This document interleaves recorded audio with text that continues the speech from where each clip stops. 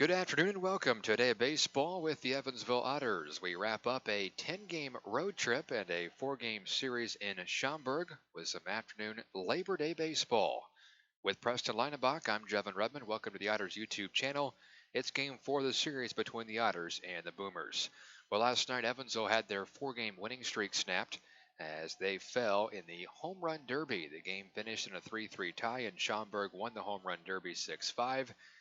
And so now the Otters still a chance to win the series by taking 3 of 4 of the victory today. The Boomers going for a split. Evansville is 54-35. Schaumburg is 46-43. Again with Preston Linebach, I'm Jevin Redmond. Preston, today's a big day for the Otters, a chance to finish out the road trip strong. It's already been a good trip, but a win today would make it a great road trip, going 7-3. Yeah, I think for Evansville to come out with already 2 series wins could possibly make it a third. They come into the weekend series 4-2 against Gateway and Southern Illinois, take 3 of 4. You can do the math, and that's obviously a nice little solid record to have with this long stretch before they finish out the regular season at home. So again, nice little road swing for the Otters if they can finish it out on a positive note. We'll see what happens. So the Otters' magic number still sits at 6 games, and they are a game and a half up on Florence for first place in the West. Schaumburg, heard our buddy Tim say on his home run call last night that their magic number is down to 2 for the Boomers. So they are getting very close to clinching their division and earning a playoff spot.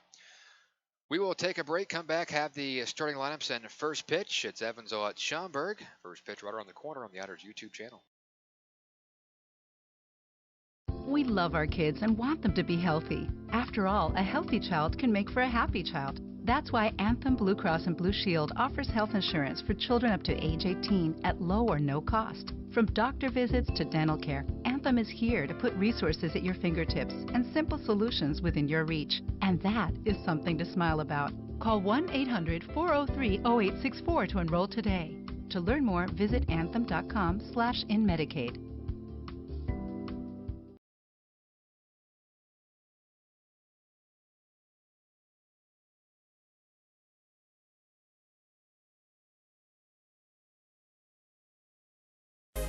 Getting ready and keeping fit for baseball season is hard work. That's why you'll find Evan at Bob's Gym.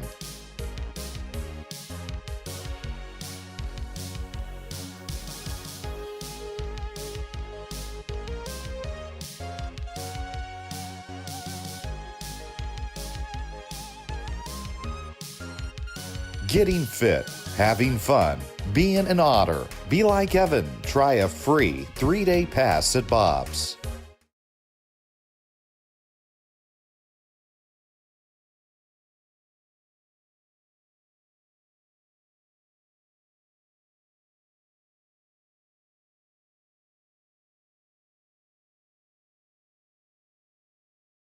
Fix up your home with Heritage. Our home improvement financing options can help you change your home now and pay for it over time. Upgrade your home. Make home repairs. Remodel a kitchen. Build a new deck. Add a new room. Remodel your bath.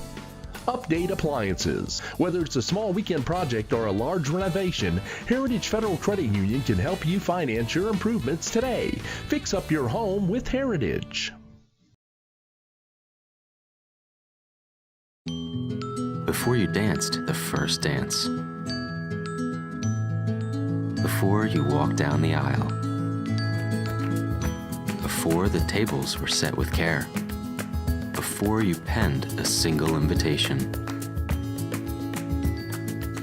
Before the day that went beyond your wildest expectations. There was the little green box from Brinker's Jewelers for befores and happily ever afters.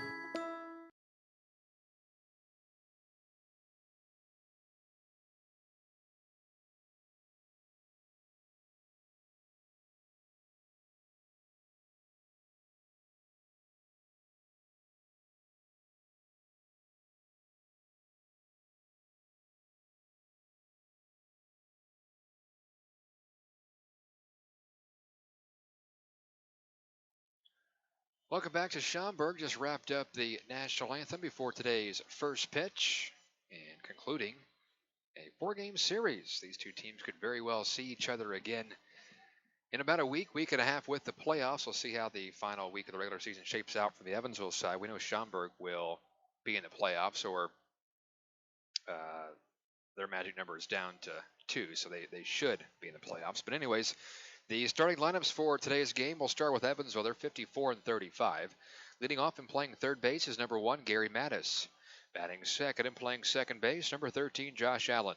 Jeffrey Baez hits third. He'll play center field, followed by J.R. Davis, the DH, hitting fourth. Riley Crane bats fifth. He's at first base. Then it's Elijah McNamee, the right fielder, hitting sixth. Andy DeJesus bats seventh. He'll play shortstop. Justin Felix once again does the catching, batting eighth. Andrew Penner's in left, hitting ninth. The starting pitcher is Austin Gossman. Gossman, the right-hander, over 13 starts, is 2-6 with a 4.36 ERA, 78 and a third innings pitched, 87 strikeouts, 23 walks. Once again, it's Mattis, Allen, Baez, Davis, Crane, McNamee, DeJesus, Felix, and Penner. For Schaumburg, they're 46 and 43. Alec Craig leads off and plays shortstop. Batting second and right field is Clint Hardy. Chase Dawson bats third. He's in center, followed by Quincy Neaporte hitting fourth, the DH. Braxton Davidson bats fifth. He plays first base. And then it's Luke Becker batting sixth at third. Angelo Gums hits seventh at second base. Matt Botcher's in left hitting eighth. And Nick Odo hits ninth and does the catching for right-handed pitcher Ryan Middendorf. He's a good one over 17 starts. He's thrown 2 complete games. 11-4 record with a 3.01 ERA. He's thrown 104 innings, striking out 76 and walking 18. It's Craig, Hardy, Dawson, Neaporte, Davidson, Becker, Gums, Botcher, and Odo. With that, it's time for our first pitch as Gary Mattis digs in, facing Ryan Middendorf. And the first pitch is headed home at 1:04 Central Time, and it's a fastball in the outside corner, strike one. Mattis, Allen, Baez, the typical top 3 in the Evansville lineup. Mattis is batting .292, and the 0-1 pitch to the right-hander is hit to the right side. That is gloved by the first baseman. He throws to the pitcher covering Middendorf, who slipped coming off that mound. Was able to gain traction and make it to the bag in time. 3-1 on the putout, 1 away. A little bit slick, as you can kind of tell watching the video feed that obviously they pre-hosed the infield prior to the game, and some of that's still kind of drying out a little bit.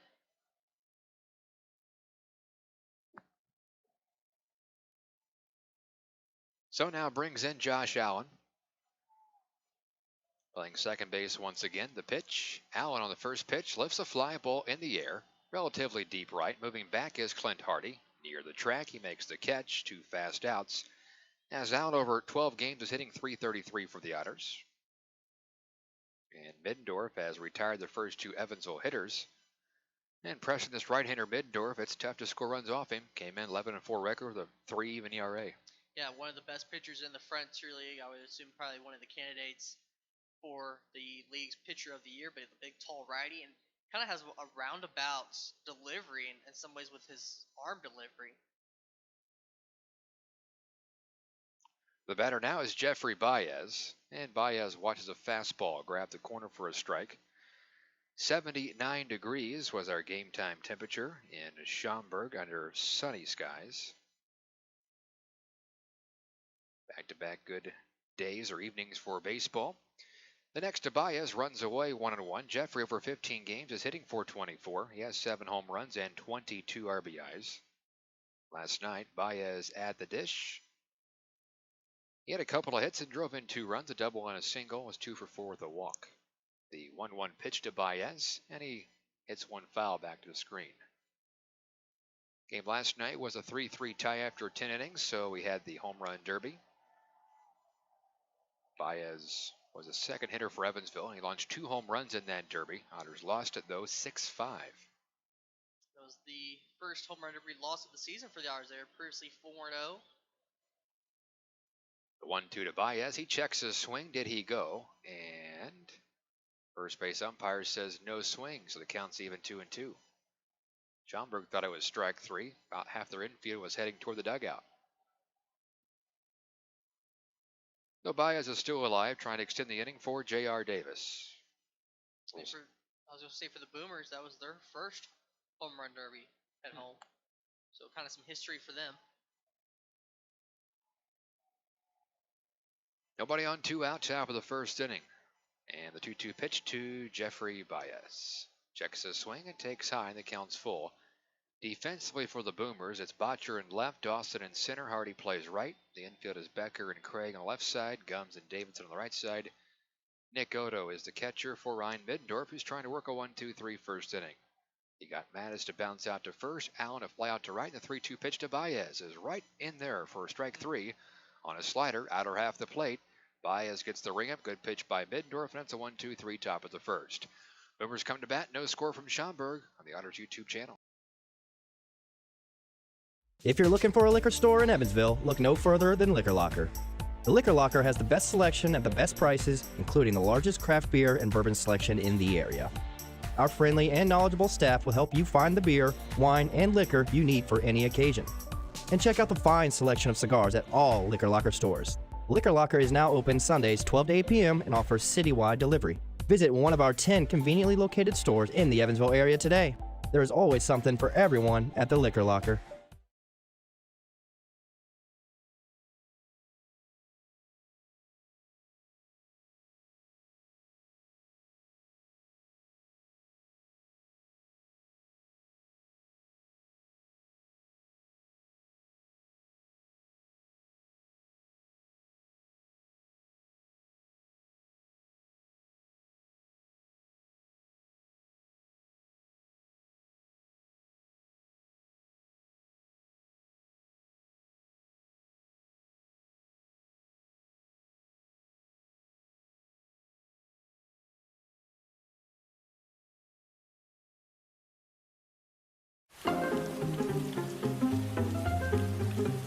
Cheer up, Evan. This rain will be out soon. You should download the 14 First Alert app and see for yourself. You can see what's coming up to 7 days in advance, or you can break it down hour by hour. Check out live radar so you can see what's happening in real time. And you can watch 14 News live directly from the app. See, there's nothing to worry about. Stay in the game with the 14 First Alert app.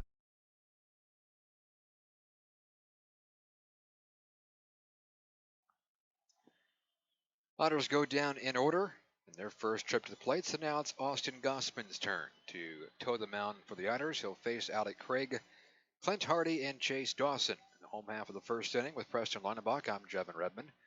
For Austin Gossman, over 13 starts this year, he has pitched in 14 games, a 2-6 record with a 4.36 ERA. 78 1/3 innings pitched, 87 strikeouts, 23 walks. He has thrown one complete game. And the first pitch to Alec Craig, left-handed slugging shortstop, is headed home. Fastball, just a bit outside, ball 1. Craig is batting .257 with 5 home runs and 28 RBIs. From the wind, the pitch is driven down the right field line, foul, and the count's even. Gossman had a really, I wouldn't say an exceptional, no-hitter type performance or anything, but he had a good start last week back in Southern Illinois. A nice little bounce back start considering the one previous. Got roughed up a little bit. See if he can kind of continue back in the right direction. The 1-1 pitch is a curveball outside as Craig showed bunt, pulled back and took out of the zone, 2-1. It's been many times this season since Gossman's joined the Otters where he's kind of just been on the unlucky end of the final decision. Wears those high blue socks, kicks and pitches on 2-1. And a fly ball head out toward right center field. Long run for the center fielder Baez. He won't get it as it bounces toward the warning track. And that is a leadoff double for Alec Craig, his 10th double of the season.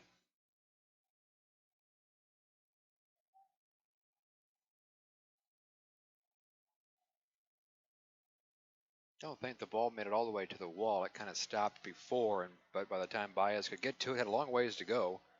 Craig was then standing up safely with a leadoff double, and that's how this one gets underway in the Schaumburg first. Brings in Clint Hardy. I'm kind of interested to see how the ball flies in Schaumburg. One, just being during the daytime compared to the night, evening, but also we've seen the temperatures, be relatively cooler up there compared to here in Evansville. So I'm curious to see if that has any effect. And of course, being on the shores of the Great Lakes and Lake Michigan, Chicago area. Clint Hardy, the right fielder, on the first pitch, takes inside ball one. Hardy's batting .254 with 5 home runs and 42 RBIs. Mentioned the game time temperature was 79 degrees. The sun is shining brightly. It feels like, and the way it looks, it might be just one of those days. If you're sitting in the sun, you're probably pretty warm, pretty good. In the shade, you might get a little cool breeze and a chill every now and then. The 1-0 pitch is high and tight as Hardy backs away from it. Scattering of fans behind home plate once again. Spread out down the right field and left field line. A lot of kids on the hillside there in foul territory. Labor Day Monday. Final week of the regular season. Otters back at home for 6 starting tomorrow night. The 2-0 pitch to Hardy, a tap foul, and the count is 2-1. Joliet Slammers come to Bossy Field during the midweek. Lake Erie Crushers for the weekend. Otters fans are Slammers fans today, but not tomorrow, as Joliet is playing Florence. They're wrapping up that series. They are just underway. We'll keep you posted throughout this contest on that one as well. The 2-1 pitch is outside, 3-1, as Hardy didn't chase a slider. Quick update on that game. Florence has struck for a run on the top of the first, so it's 1-0 Y'alls. Still batting in the first. Chance that the gap could be narrowed to only a half game by the end of today.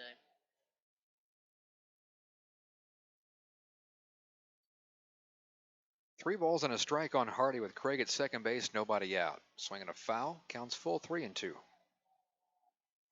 stands at 1.5, so offset on the flip side. Joliet does somehow also recover from that early run. Otters take care of their business. Could be back up to 2.5.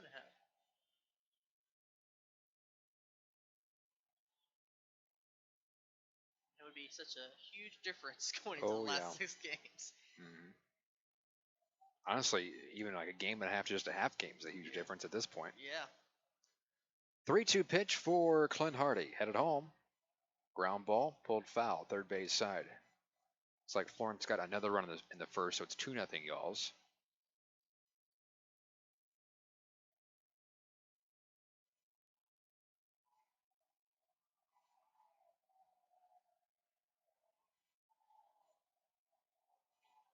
Chase Dawson on deck for the Boomers. No score, home half of the first. Leadoff double from Craig. Hit over the center fielder, Jeffrey Baez. And the payoff pitch. He walked him, ball 4. So a double and a walk to start this game, and the Boomers are in business, 2 on, nobody out.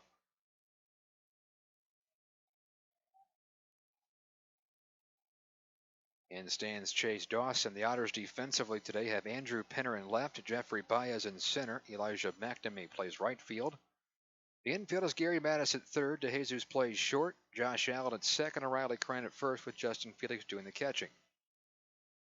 Otters in their all-road grays today. Schaumburg black tops and white pants.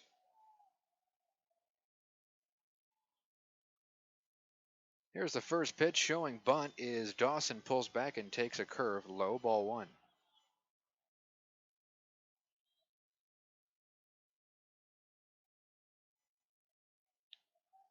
Well, not the start Goffsman was hoping for, but still could change things in this inning with the ground ball. Dawson was showing bunt on that first pitch from the right-hander Goffsman. We'll see if he's bunting again here on 1-0. He is not, and he takes up and away, and the count's 2-0. Of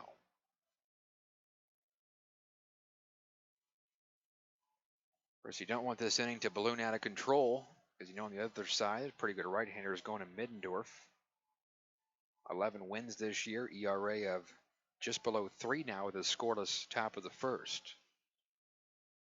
So important here for Gossman to bear down, find the zone. The 2-0 pitch, he does on the inside corner.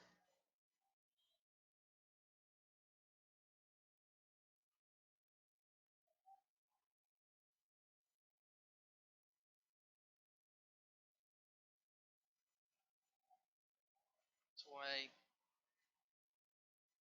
last night now it feels even more important in this series because the Boomers have so much momentum after that win last night. The energy coming off of that win in the home run derby. Of course, the celebration they had, with Davidson, it's a lot of adrenaline probably pumping right now for the Boomers. That's why these first few innings are so important, not to allow the Boomers to get off to a good start, kind of equalize that momentum.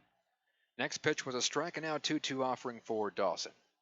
Swing on a tap foul, just got a piece, stays alive.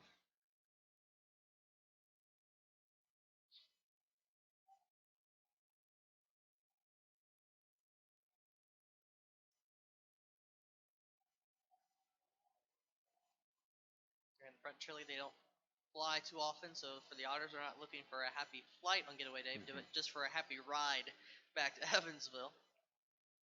Be about a 6-hour bus trip, probably a little longer. The 2-2 pitch to Dawson. Swing and a miss. He chased a slider down and inside. Time to expand the zone. That's the first out of the game, or first out of the bottom of the first inning.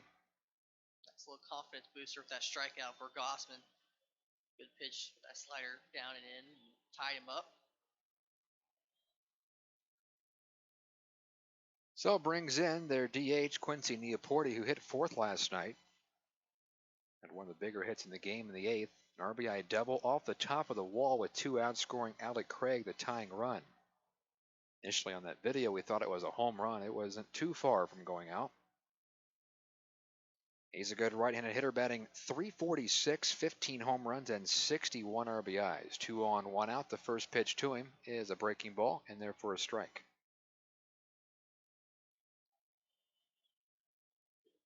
Good pitch, good breaking ball to dot it on the finish right at the knees.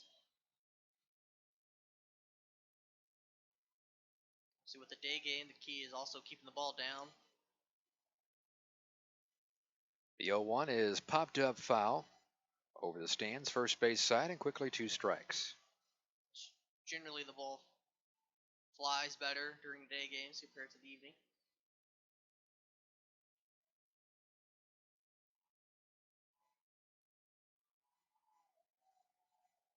Gossman could get out of this inning with 1 good pitch here. Something down in the zone, hit on the ground. He would take another strikeout too, and the 2-strike pitch to Neaporte. There's a strikeout and a pitch in the dirt, blocked by the catcher Felix. Back-to-back Ks. Pitch like that, you put a lot of faith in your catcher to keep it in front and block it, but like the idea of kind of putting it into the dirt. Had a couple of pitches to work with. Also, I noticed on that pitch, Craig out at second, kind of bluffed like he was running toward third.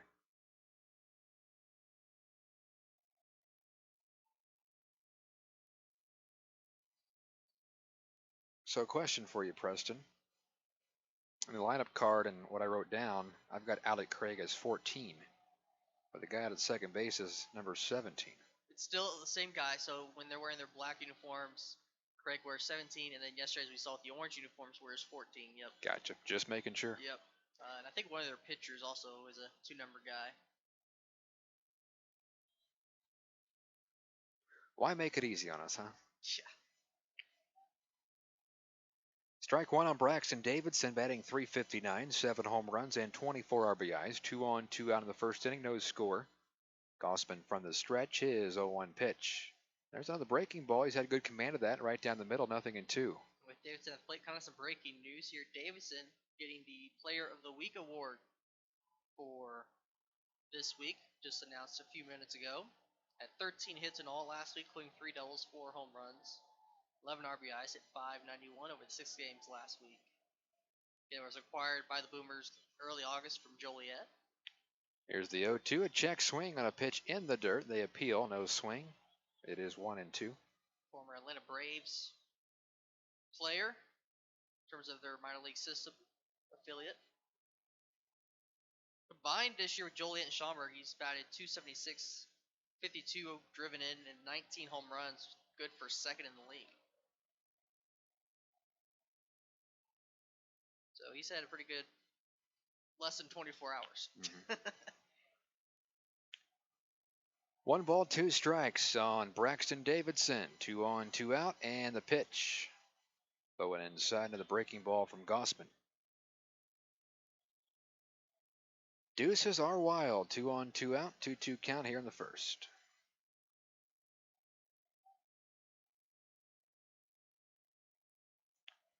Davidson digs back in, taps home plate, points the bat toward the pitcher. Gossman now twirls it. Sets himself, and so does the right-hander Gossman. The 2-2 offering. Long pause, now headed home. Breaking ball, a little bit low, counts full. Good pitch, the one that he got his first strikeout with, but that one just a little bit lower.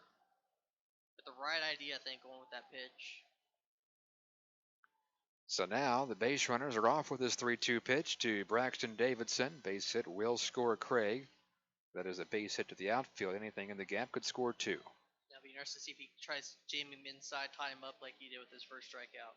The payoff pitch, he does, and he gets the same result. A swing and a miss. 3 straight strikeouts for Austin Gossman after he let a leadoff double and a walk. And it's a 0 in the first inning for the Boomers. After 1, Otters and Boomers scoreless on the Otters YouTube channel. Welcome to a place that feels like home. A place that cares about all of you. Built to help you grow in more ways than you could possibly imagine. To make new friends, travel new paths, soar to new heights, and deepen your spiritual experience. Welcome to Oakland City University.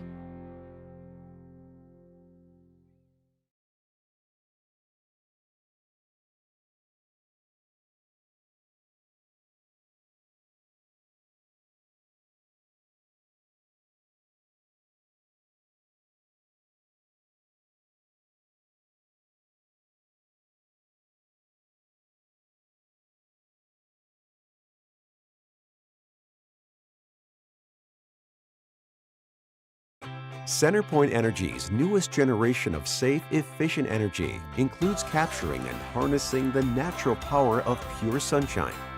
We are increasing solar in our balanced and reliable energy mix as we power our region with more clean, renewable energy. We're bringing a little piece of the sun to every home and business while reducing carbon emissions and helping create a cleaner environment. It's just a little something for your smart energy future.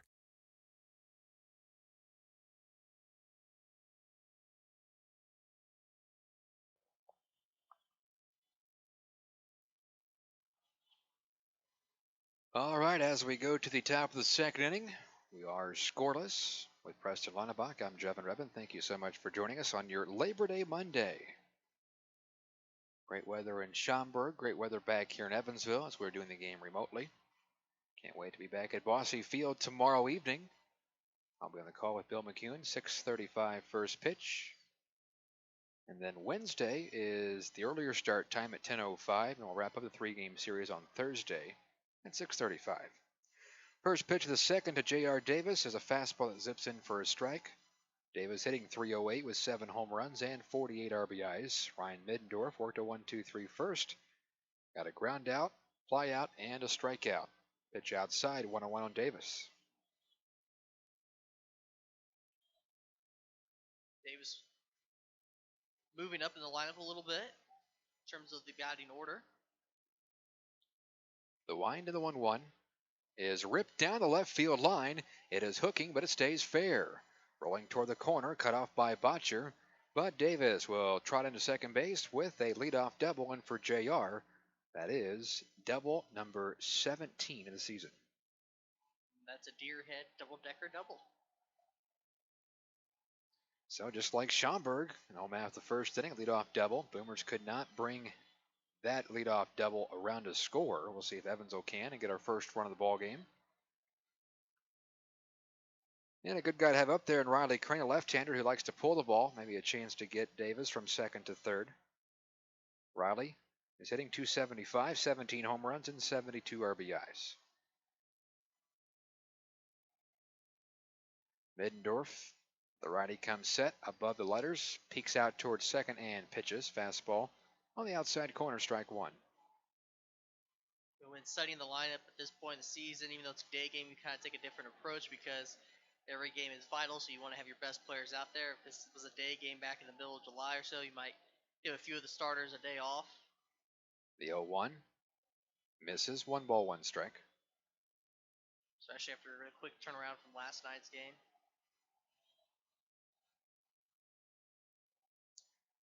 Yeah, it's been pretty well the same lineup in the Schaumburg series. A few small tweaks, but nothing glaring. The 1-1 is punched foul, third base side, and Crane behind the count 1-2.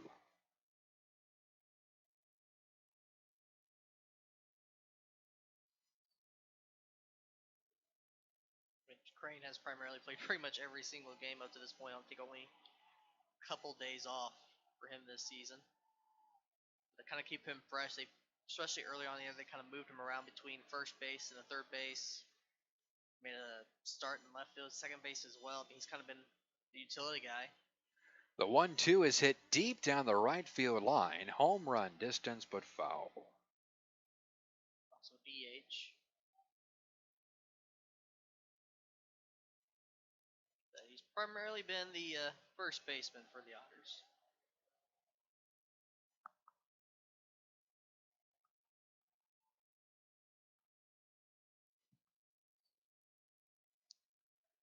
Still a 1-2 count here on a Crane with Davis out at second base after his leadoff double. 1-2. Way outside, stabbed by the catcher Nick Odo. And we're even 2 balls and 2 strikes. And the Boomers, the one Chicago area team that Riley Crane has not played for, as he previously played for Joliet Windy City earlier in his career. So they didn't quite get the trifecta on the Chicago rosters. But the 2-2 to Crane. It foul back to the screen.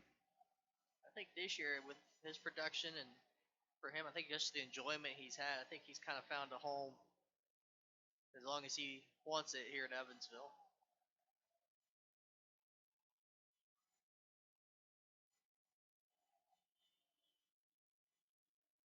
He's trying to drive in J.R. Davis right now. He's fouled off a couple of pitches. Count still 2-2 on the Evansville first baseman. Elijah McNamee is on deck. The pitch. Another foul. Good AB here.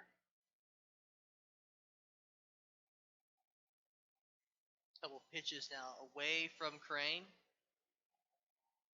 Trying to get him to overextend a little bit, which would set up May going back inside.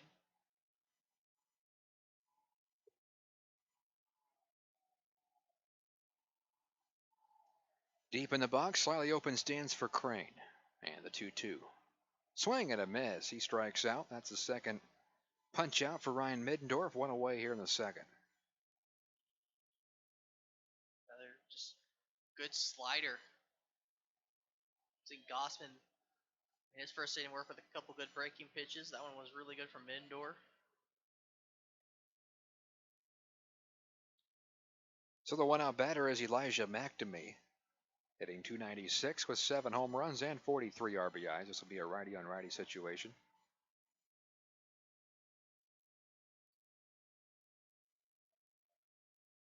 First pitch to Elijah is a swing and a miss on a fastball, blew by him above the belt.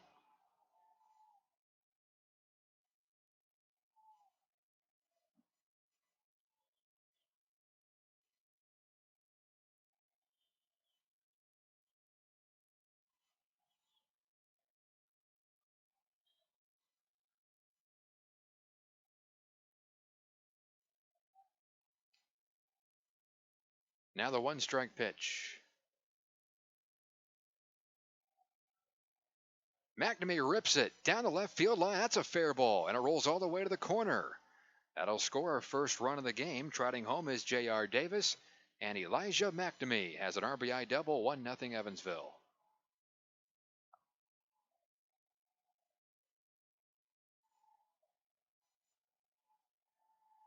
Evansville's just found a little bit of some room along that chalk line this weekend a few times. But for McNamee, I feel like he's starting to come back around a little bit. He's put together good at bats, solid contact lately. More importantly, finding some room to work with once he puts the ball in play. That's double number 14 of the season for McNamee and RBI number 44. Scores Davis, 1-0 Evansville.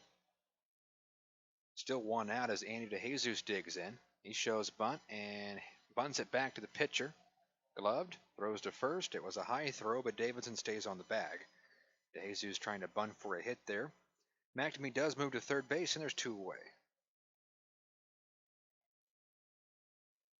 And you don't really mind trying that early in the game, especially with the success that DeJesus has at times this year. Surprised the defense with that bunt for a hit.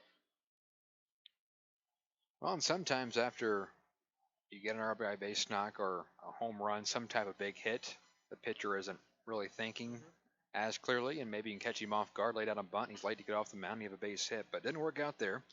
There's 2 away, and here is Justin Felix. He takes a slider way outside, ball 1. Talking about Schaumburg with their magic number being at 2, so they need to win today, and for Windy City to lose at Lake Erie. That game just underway. Windy City 5.5 games behind Schaumburg. 1 ball, no strikes on Felix. Runner at third base, 2 outs, and a fastball. Runs inside, 2-0. Yeah, as Lake Erie and Windy City have kind of gone back and forth for the number 2 spot, despite both of them having losing records. That's why the cushion has been built for Schaumburg with that division lead in the Central. The 2-0 pitch, there's a slider. Located well, strike call, 2-1. Felix is batting only 147, 3 home runs, 14 RBIs, but Justin had a good game last night. Pair of walks, a double, did strike out once. So he was 1 for 2 with 2 runs scored. The 2-1 pitch, another slider, same location, strike 2. Guess what he's getting on 2-2, Preston? Probably the slider, and I don't think it's going to be even close to that actual corner. I think it's going to be a chase pitch. Because Felix was probably thinking, okay, he may go back to that corner, so he's going to be ready to kind of look for that location. Might be one where it starts in the corner, then it runs out of the zone last second, see if he chases. They set up outside a bit. No, they got a fastball upstairs, 3-2. I think that was kind of just a missed pitch there because the catcher was nowhere set up for that location. So maybe change the eye level a bit, but you didn't have too many pitches to waste. Now the count's full, 3-2. It's just a missed pitch. So we'll see what he gives him here on the payoff. Our third base, 2 outs. There's that slider, but it was never a strike. Out of the zone, ball 4. Just continues to put together good at-bats, getting on base here this weekend.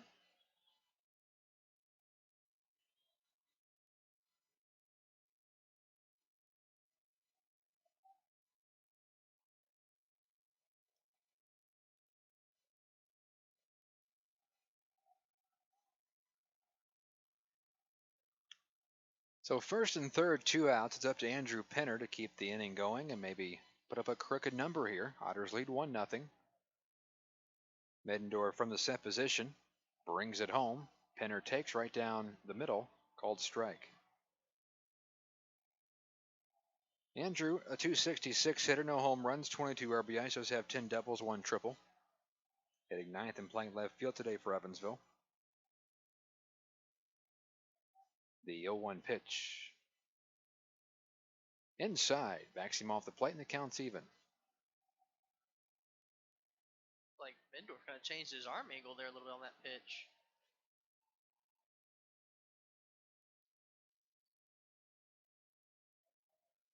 Whereas the first pitch looked like he's trying to go for more of a sinking fastball, went a little bit more over the top that time.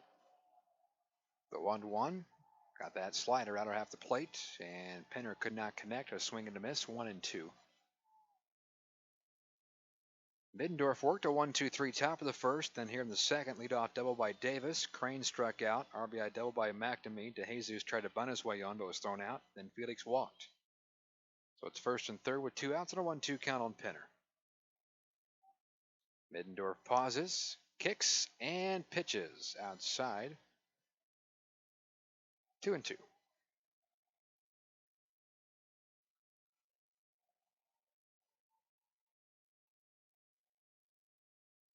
McNamee at third and Felix at first base. Andy McCauley going to the signs down at third base. The 2-2 offering. Andrew Penner headed home. Inside and hits him on the left shoulder. Fastball got away from Middendorf. So in this inning, it's the second free pass, 1 walk, and now a hit by pitch, and the bases are loaded for Gary Mattis. So earlier with that kind of wide roundabout delivery for Mendorf, and so far the slider's probably been his best pitch. It doesn't look like he's been able to control the fastball a whole lot.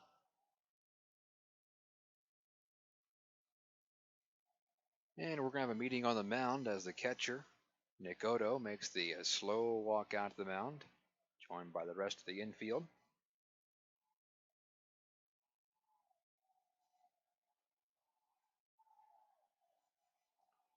Joliet's on the board, 2-1 now in the second against Florence, and Joliet has second and third with one out.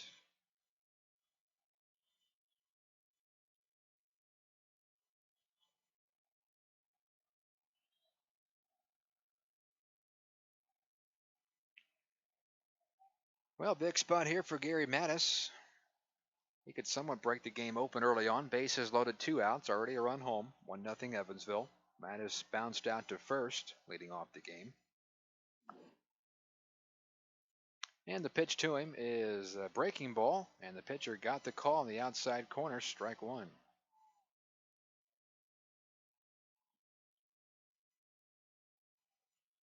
Mattis, over 31 games, has 18 RBIs, started play batting .292, does not have a home run.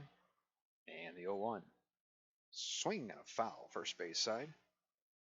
And Middendorf 1 strike away from getting out of this mess. I do believe this is the same umpire that was behind the plate in Game 1 on Friday, which he did kind of call some extended strikes on the outer half, especially those toward the outer half and down the zone. So I would assume the Otters kind of took note of that and are prepared for that here today. The 0-2 pitch, fastball elevated. Mattis did not chase. The ball on 2 strikes.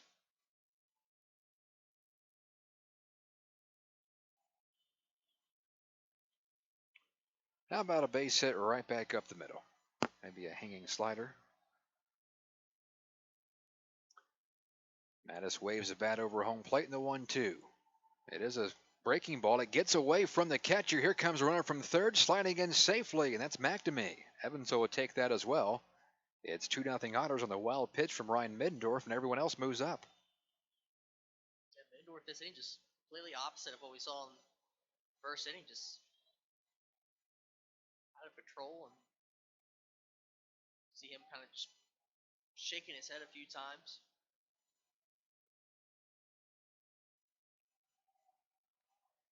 The count is 2-2 on Mattis, with Felix moving to third base, Penner to second. McNamee scored the second Otters run of the inning, 2-0 Evansville. See Mattis put one in the gap and see him go off to the races.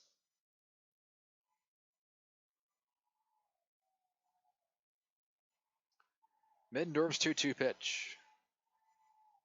Swing and a miss. He strikes out Mattis. That ends the second for Evansville, but they send 7 men to the plate and they score twice. After an inning and a half, it's Evansville 2, Schaumburg nothing on the Otters YouTube channel.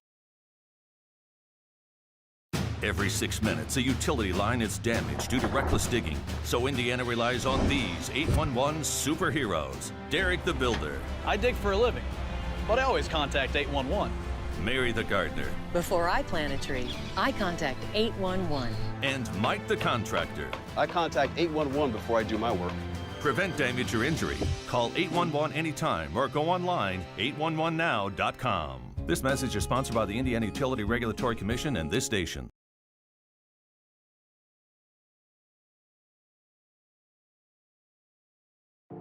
Come be a part of a nationally recognized program in criminal justice. The Criminal Justice Program at Oakland City University provides students with in-depth knowledge in the fields of law enforcement, forensics, corrections, and juvenile justice. Learn through hands-on experiences and train in areas of investigative forensics, criminology, and police administration. A career-focused major is in your reach and all in a Christian university setting that feels like home. Oakland City University.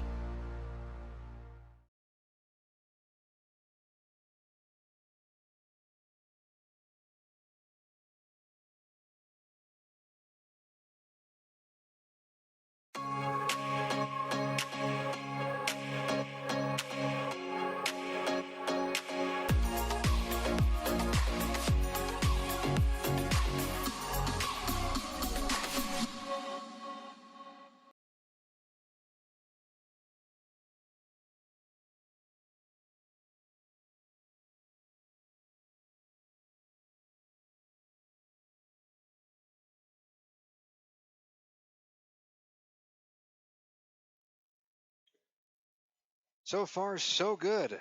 Here in Game 4 of this series, the series finale, Evansville in front, 2-0 as we move to the home half of the second to be Luke Becker, Angelo Gums, and Matt Botcher. 6, 7, 8 up against Austin Gossman. He allowed the first two to reach in the first inning, a double to Craig, a walk to Hardy, but then 3 straight strikeouts into the inning. Fastball inside to Becker, ball 1.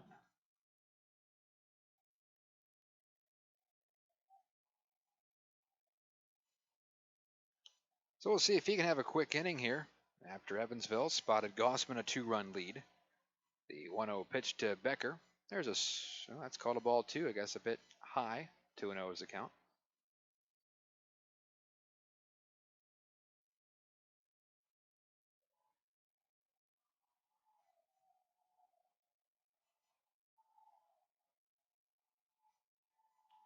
The 2-0 offering. That's low ball 3. So Gossman's been all around the zone to this batter.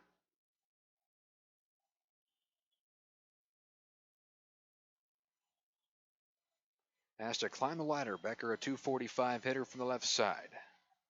Solid open stance, and that is ball 4. That's a tight zone, that AB. Wow. Attacked every corner of the zone and didn't get a single strike call out of it.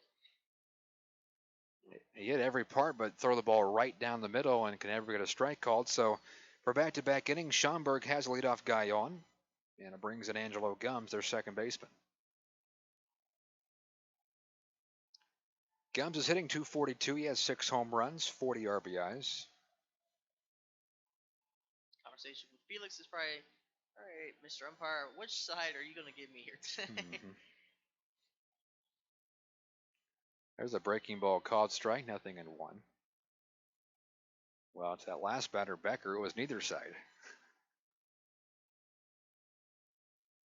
Then the umpires, they never show their hand of which way they're going to give until they actually just call the strike or the ball.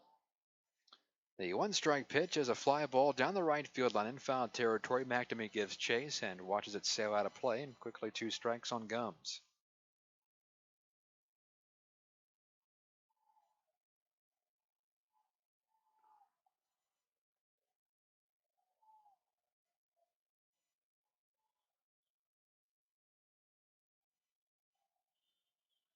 Gossman set after going to the rosin quickly in between pitches in the 0-2.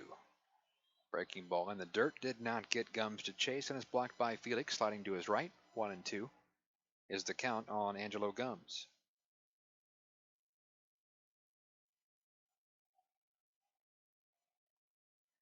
Gums, the second batter of the home run derby last night for the Boomers. Had a pair of home runs. At the time, tied the derby at 4-4 for the third final round. 1-2 is a cue shot off the end of the bat, foul, first base side toward the Schaumburg dugout. Of course, the other interesting thing that comes out of the home run derby is that no wins or losses are given to the pitchers as a result.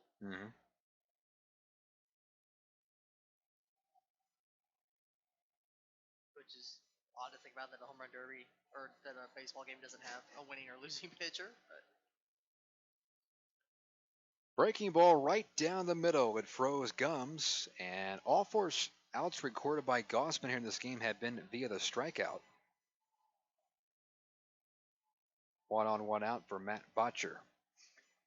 Yeah, I'm glad I got to see the home run derby last night. I think my overall opinion, I'm not a big fan of it. I know it's different, but I thought it took too long, number 1, to get set up. You might as well just play the extra innings. And then if each batter's getting 8 pitches and then they warm up in between, I mean, you could have easily played at least 1 or maybe 2 more innings in that time span.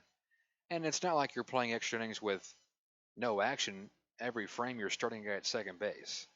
So you really don't see too many games, even the major leagues, go past 11th or 12th inning with the international rules. So I would, rather than just keep it, guy at second base during the 10th inning, let's play it out. yeah, because previously before the rules, the 10th inning was played as normal, and the international tiebreaker came into effect in the 11th inning. Runner goes, hit and run was on, a swing and a miss, and the throw goes into center field. That allows Luke Becker to make third base safely, so it's a stolen base and an E2 on Justin Felix, and Schaumburg has a runner at third base with 1 away. at first. And Jimmy John splash sponsor there. This one for stolen base. Freaky fast. Yeah. First we've seen that this weekend because the Boomers, they just don't take off and steal bases that much. That was a hit and run as Botcher chased a pitch way outside. Counts even 1-1. He has 22 RBIs. Takes a curve low, 2-1. I don't really like, too, that in the home run derby, I guess it's just the way to keep the pace going so you're not taking pitch after pitch. But you get 8 pitches. So, if Bobby Siegel is struggling with a couple of pitches, that hurts the team. And I don't really think that's fair to have, coach come in as a swing and a miss. This ball gets away from the catcher, and Schaumburg is kind of gifted a free run.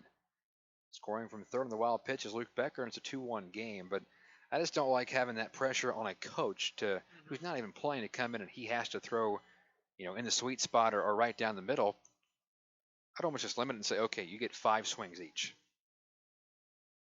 I guess it might take a little bit longer if you're taking a few pitches, but still. Yeah, because, the rule, it doesn't technically have to be a coach. We saw Bobby, the hitting coach for Evansville, Jamie Bennett, the manager. I believe the rule said it doesn't have to be a coach. It can be an actual pitcher.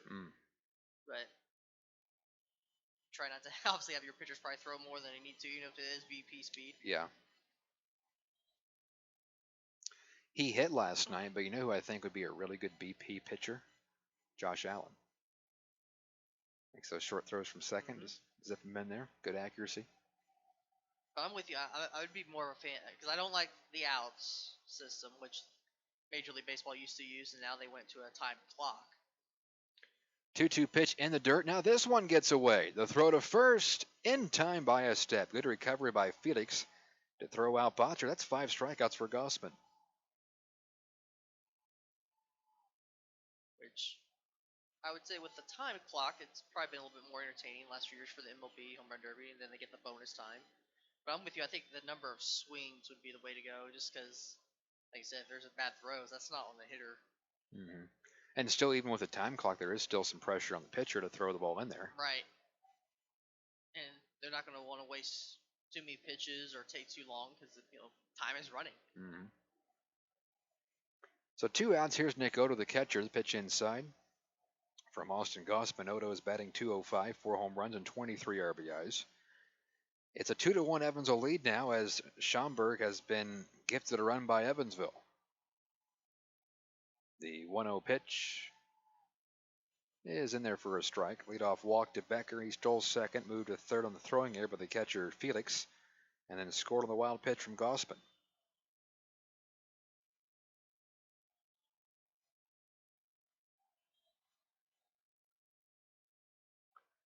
The 1-1 delivery. Inside, nearly clipped him across the kneecap.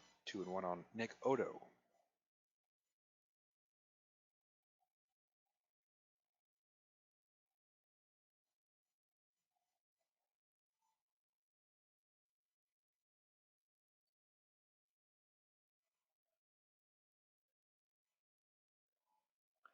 The 2-1, a foul ball down the left field line. 2-2 on Odo.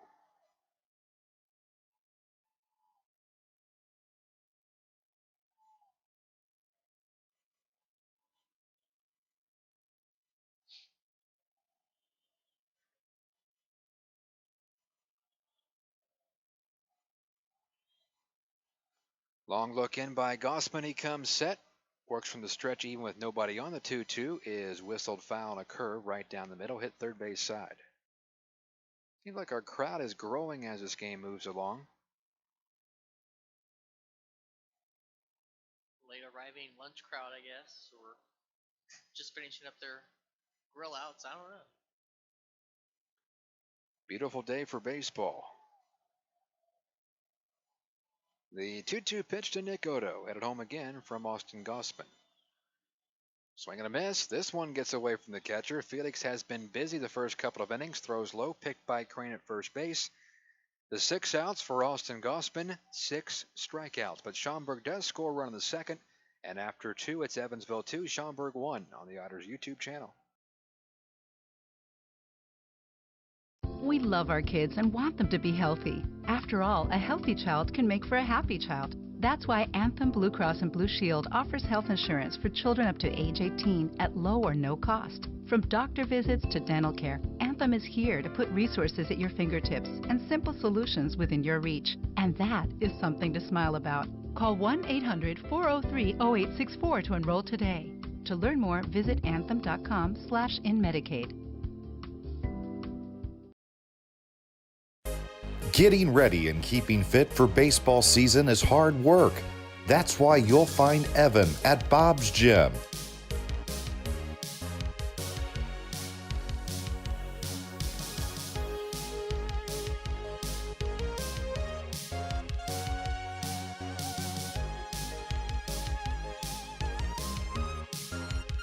Getting fit, having fun, being an otter. Be like Evan. Try a free 3-day pass at Bob's.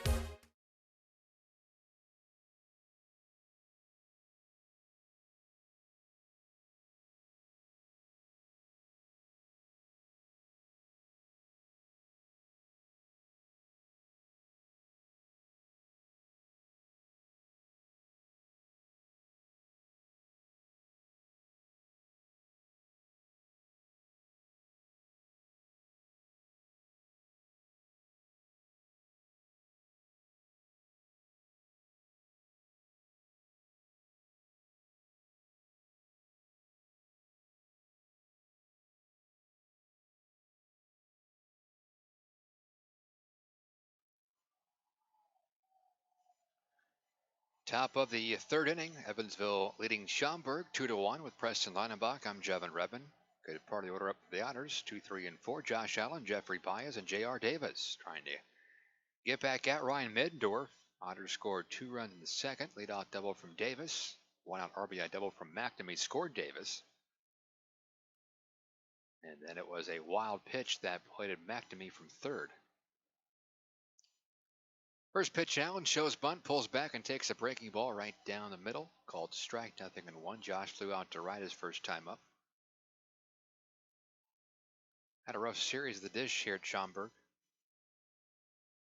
The 0-1. Allen bounces it foul, third base side. Quickly 2 strikes into the dugout, and a nice play by one of the Otters players.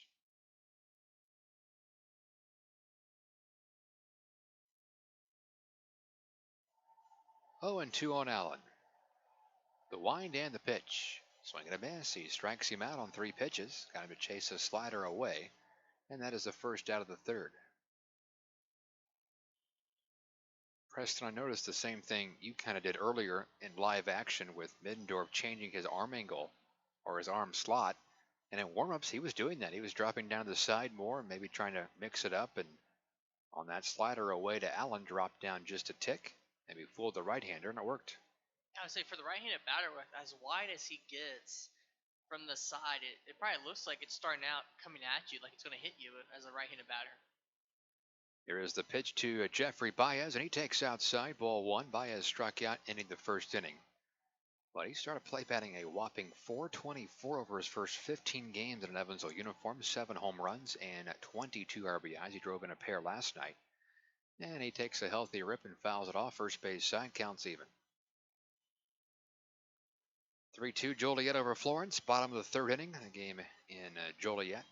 Lawrence scored 2 in the first, and Joliet got 3 in the second.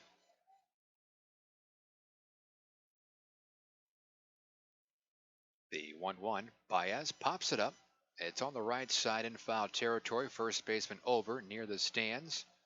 And he runs out of room as he takes a tumble. Almost into the first row. He was battling the sun, trying to shade his eyes with his glove, but didn't have a play anyways. Now 2 strikes on Jeffrey Baez. Other games in action in the Frontier League right now.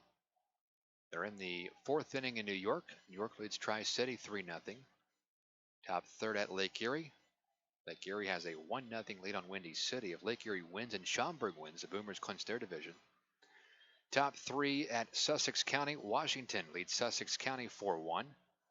On the check swing, Baez holds up, 2 balls and 2 strikes. Washington and Sussex County is actually playing a doubleheader. They'll have game 2 of that doubleheader at 5:05 tonight. And at 4:05, it's New Jersey at Quebec. So no minors action today, huh?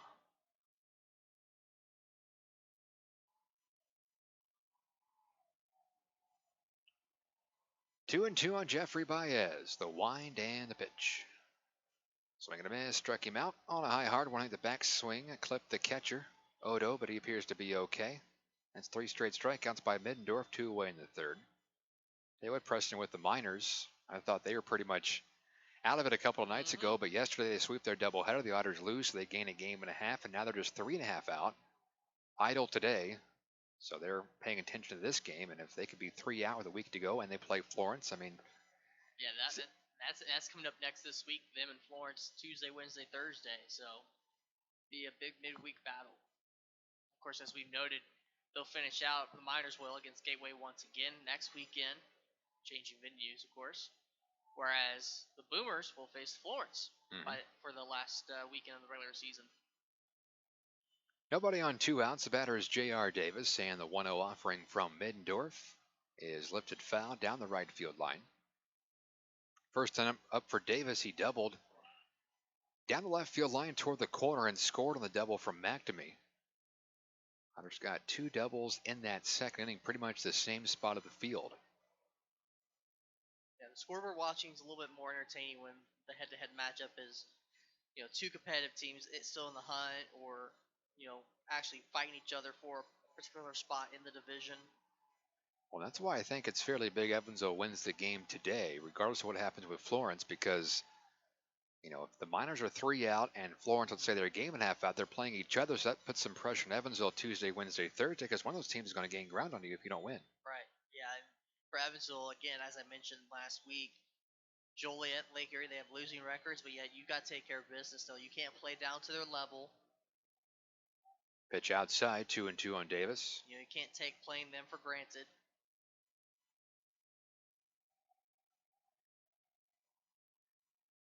Well, hopefully we have some big crowds at Bosse Field this week. Should be good weather.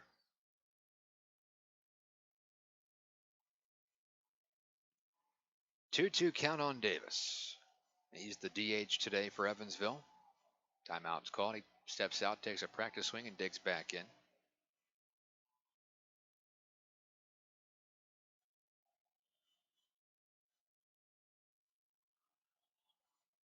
Ground ball hit to the left side. The shortstop gobbled it up. That is Allie Craig, and he throws out J.R. Davis. So 1-2-3 third for Ryan Middendorf. We played 2.5. It's the Otters 2, the Boomers 1 on the Otters YouTube channel. Fix up your home with Heritage. Our home improvement financing options can help you change your home now and pay for it over time. Upgrade your home. Make home repairs. Remodel a kitchen. Build a new deck. Add a new room. Remodel your bath.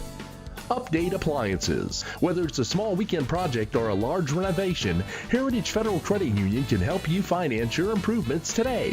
Fix up your home with Heritage.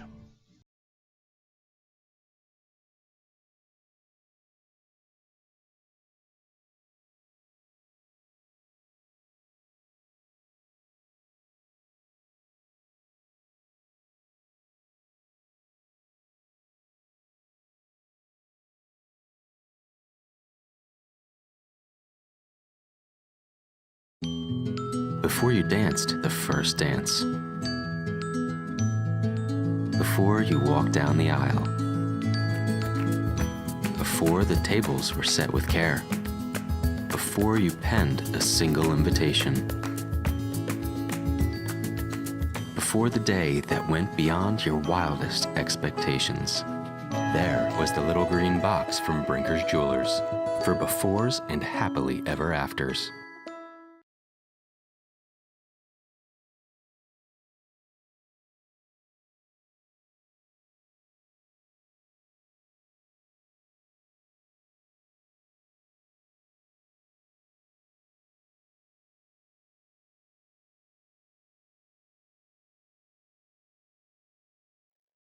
It's 2-1 Evansville still as the Boomers bat in the third. And the top order up for Schaumburg. Allie Craig, Clint Hardy, and Chase Dawson. They got almost a free run in the second. A leadoff walk from Becker. He stole second, moved to third on the throwing error, trying to catch him stealing at second base from Justin Felix. Ball went to center field. He made third and came around to score on a wild pitch. Otherwise, There were 3 straight strikeouts in the second, and all 6 outs recorded by Austin Gossman have been punch-outs. The defense is waiting for some action.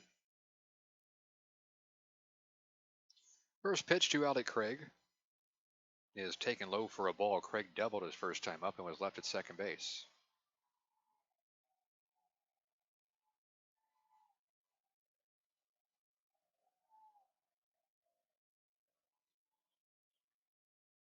It was his 10th double of the season, Craig, back in the first inning, added to his .257 average.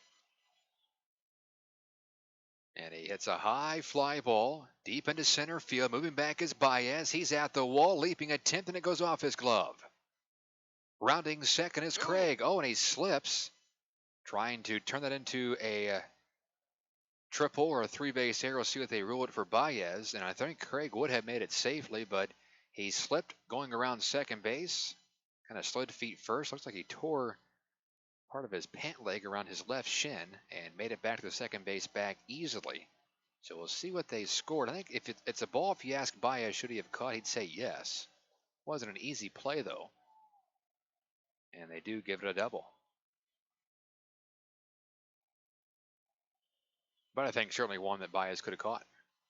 Yeah, I think that's one where maybe he kind of stopped his running motion a little bit too soon, where I think, I don't know, kind of maybe reading it out of the sunny skies. A little tough for him, but if he would have kept running, he would have got to the spot where the ball ended up. I think he just kind of stopped and as he may try to re-pick it up and think about the timing of his jump a little too much. Get those strides kind of off a bit as you try to make the catch. Here's the 0-1. A little bit low on a breaking ball to Clint Hardy, who walked in the first. And those outfielders, too, as they're running, their head is moving. Right. I mean, sometimes you don't watch the glove. There's a lot going on. There's a lot going on, and he did look a little bit indecisive of how he wanted to go about it. Ball and a strike on Hardy. He's hitting .254. He's got 42 RBIs. Tying run at second base. Nobody out in the third. And he takes inside. But, I mean, from what I've seen from Baez, obviously he's been a great pickup at the plate. He's played a pretty good outfield for Evansville. I know Bill alluded to it the last homestand when I was with him about how much ground he covers and moves pretty well out there. Just didn't work out that play. Yeah, his closing speed is good enough to play center field. There's no question about that. The 2-1 is chopped to left side. Charging is the shortstop on the run. DeJesus throws out Hardy, so he fails to get Craig to third base, and there's 1 out. After a tough night at the plate for Gordon last night, he's back on the bench. But again, I think that's kind of big with Evansville now really building up their depth more than anything with Baez. Gordon can obviously come in later in the game as a good defensive substitution or on the bases if needed for his speed. And we've seen that kind of be, kind of like an important role to have with baseball teams, especially down the stretch in the postseason, whether it be the French League or Major League Baseball. Here's the first pitch to Dawson. Swing and a miss. He chased one down in the zone, strike one. Dawson struck out in the first. So we've seen those type of guys who embrace that type of role become sometime postseason heroes. Dawson has a team best 66 RBIs. He's second in the home run category with 10 on the season. Right now, Gossman at 54 pitches through 1 out here in the third. Outside, and we're even. Him and Felix took a moment to kind of cycle through the signs with the runner at second, and also that young fan behind him at the backstop with the giant bird claw hand. Probably afraid she's stealing the signs. Definitely trying to distract Gossman on the mound, though. The runner breaks toward third. The pitch is in the dirt, and making third base easily without a throw is Ali Craig. He got a good read off Gossman, also picked a good pitch to run on that one in the dirt. Well, you talked about it. Schaumburg really not running a whole lot as a team throughout the year, but today they are trying to swipe some bags. And I'm kind of surprised they haven't done it more this week. And again, they're not a team that likes to run. However, defensively from a catching standpoint, and for sometimes as slow as the deliveries are for Evansville, I'm surprised more teams don't do it. The caught stealing rate have not been, overly high for Evansville this year. Well, Schaumburg keeps swinging at that breaking ball in the dirt, And the count's even 2-2 on Dawson. Good block by the catcher, Felix. Felix is the best out of the catchers for Evansville this season in terms of caught stealing, but it's a couple ticks above 20%. So 2 strikes on Dawson. Gossman would like a 7th strikeout here of the game and keep that runner at third base, Alec Craig. Timeout called by Felix. He wants to go through the signs again.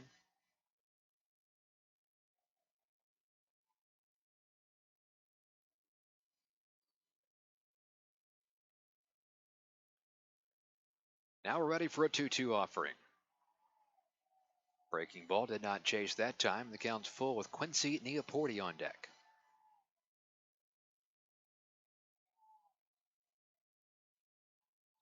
Each team with 2 hits so far in this game. Evansville right now leading 2-1. Looks like the Otters infield plays back here in the early stage of the game. They'll trade it out for a run.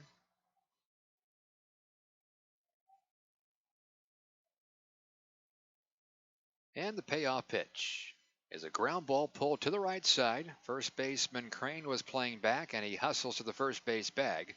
Takes it 3 unassisted, but the tying run does score from third base. Alec Craig, and it's a 2-2 game. So an RBI for Dawson. That's number 67 of the season.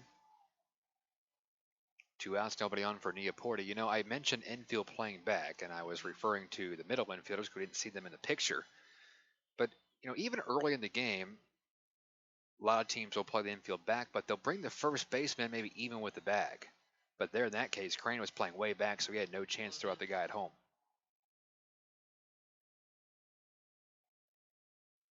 Pitch to Neoporti. Check swing on a curve, low, and they said Neoporti went too far around. With the case, usually you see the corner infielder, I guess you would say, to the pull side of the batter, which in this case is the left-handed batter. Crane playing further back, whereas probably the third baseman, with obviously keeping close with the runner on, but normally the opposite way, plays closer to the bag even. The 1 strike offering to Neoporti. Swing and a miss. 0-2. Yeah, a lot of time, and sometimes just a step or 2 in, just for a hard hit ball. Hey, I got a chance to get him at home.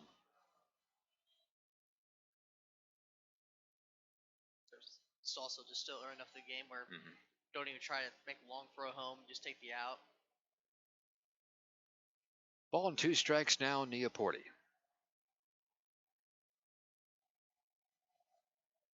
Otters trying for a 7-3 road trip with a win today. They would have won every series.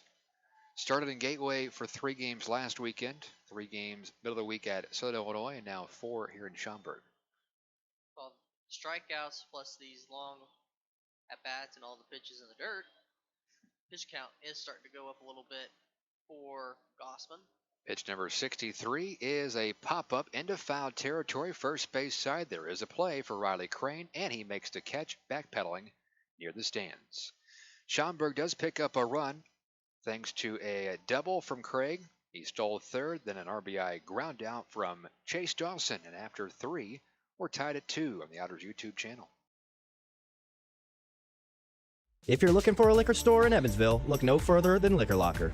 The Liquor Locker has the best selection at the best prices, including the largest craft beer and bourbon selection in the area. Our friendly and knowledgeable staff will help you find the beer, wine, and liquor you need for any occasion. And check out the fine selection of cigars at all Liquor Locker stores. Liquor Locker is now open Sundays 12 to 8 p.m. and offers citywide delivery. Visit one of our 10 conveniently located stores in the Evansville area today. There is always something for everyone at the Liquor Locker.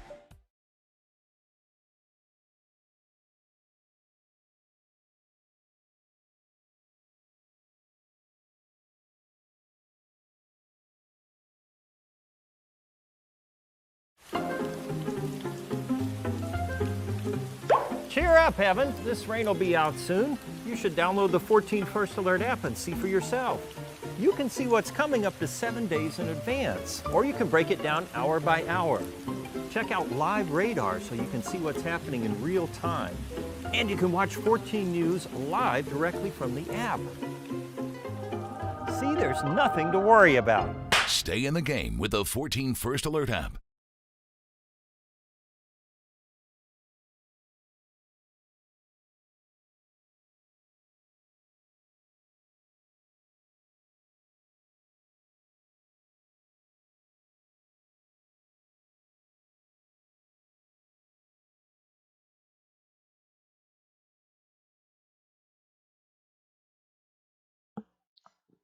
Brand new ball game as we go to the top of the fourth inning, tied at 2. 2 runs, 2 hits, 1 error for Evansville. 2 runs, 2 hits, no errors for Schaumburg. Ryan Middendorf worked a perfect first and third inning, but faced 7 guys in the second, allowed 2 runs on 2 hits. Otters did strand 2 in that inning. And here is Riley Crane. The left-hander pulls the first pitch foul. Riley struck out for out number 1 in the second. So far, this right-hander, Middendorf, has 4 strikeouts, make it 5 strikeouts in the game. And the 0-1 pitch to Riley Crane. That's outside a bit.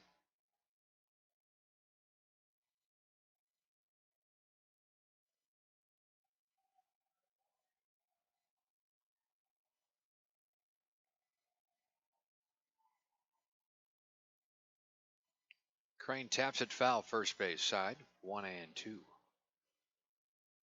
Shift is on as the shortstop.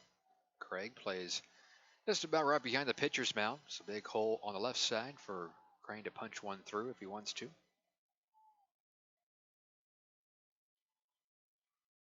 And Middendorf glares in, has a sign he wants, the 1-2 offering. Swing and a miss, strikes out Crane for his second time today. That's 6 strikeouts for this right-hander. There's been a bunch of punch-outs on each side. Gossman was 6, and now Middendorf was 6.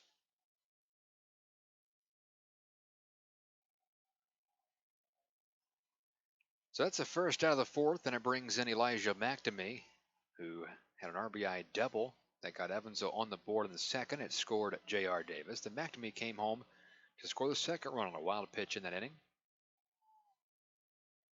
Here's a slider that runs inside, ball 1. We were talking about it before the broadcast, but it definitely feels like a show and go type day in this game so far. A couple key hits, but a lot of kind of the offense coming, I guess, in a sloppy way with the wild pitches and bad throws, what have you. Plus a lot of strikeouts as well. Mm-hmm.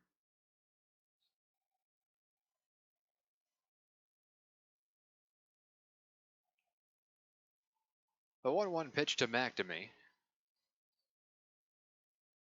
is a swing and a miss. He's behind the count, 1-2. For Elijah, that double back in the second was his 14th of the year, and RBI number 44.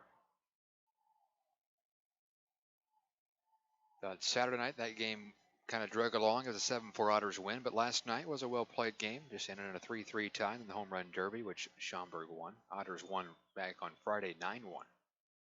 McNamee pops up a 1-2 pitch. Shallow right field, tough play, second baseman, long run, and he's called off the last second by the right fielder, Clint Hardy, who makes the grab. 2 outs. Then got him stopped, dropped, and rolled to get out of the way. Angelo Gums was hustling for it and then had to bail last second as Hardy came barreling in to make the catch.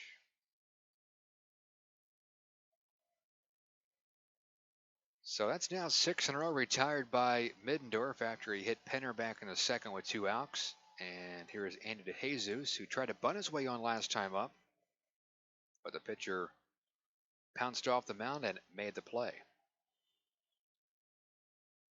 Ground ball right side, and a diving attempt by the second baseman, Gums, but he can't get the ball out of his glove. Good effort by Angelo Gums as an infield single for DeJesus. Tried to make a nice play, like you said, one getting there, keeping it from going to the outfield, then tried to make a play from the seat of his pants, but like you said, just couldn't get the ball out of the glove. That's the third hit of the game for Evansville. And a base runner for Justin Felix.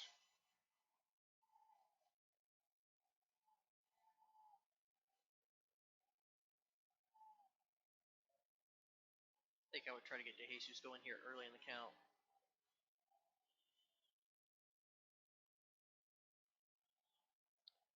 The pitch to Felix and a ground ball to the left side. The third baseman gloves it, goes a short way to second. Fielder's choice 5-4. That was Luke Becker at third. To Angelo Gumbs, the second baseman covering. So Felix is taken care of on the fielder's choice. And after 3.5, we're tied at 2 from Schaumburg on the Otters YouTube channel. Welcome to a place that feels like home. A place that cares about all of you. Built to help you grow in more ways than you could possibly imagine. To make new friends, travel new paths, soar to new heights, and deepen your spiritual experience. Welcome to Oakland City University.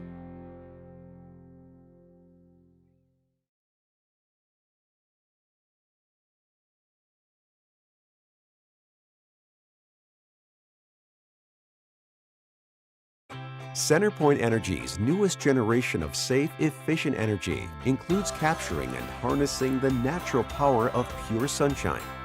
We are increasing solar in our balanced and reliable energy mix as we power our region with more clean, renewable energy. We're bringing a little piece of the sun to every home and business while reducing carbon emissions and helping create a cleaner environment. It's just a little something for your smart energy future.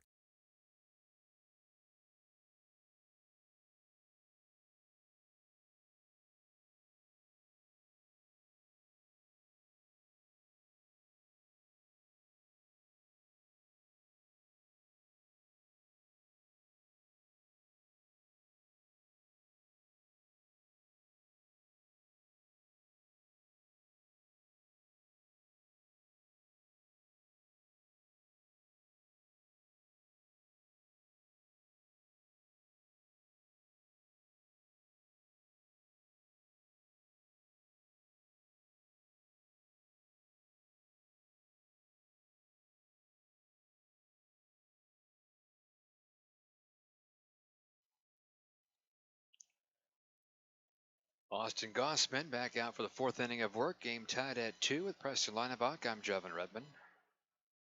Schaumburg has scored a single tally in the 2nd and 3rd inning. And trying to score for a 3rd straight frame as Braxton Davidson digs in. Their first baseman struck out ending the 1st inning. And the first one to him is a curve that bends in for a strike. What does the Jesus do every time there's a called strike? Have you noticed that? You know what I'm talking about? All right, watch him on the next call. I'll watch him now, yeah. Here's the 0-1.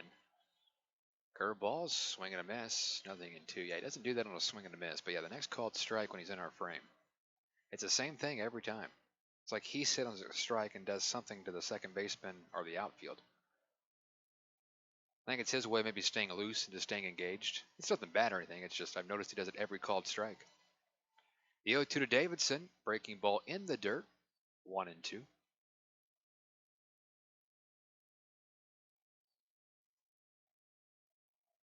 Becker and Gumbs to follow if anybody reaches Botcher.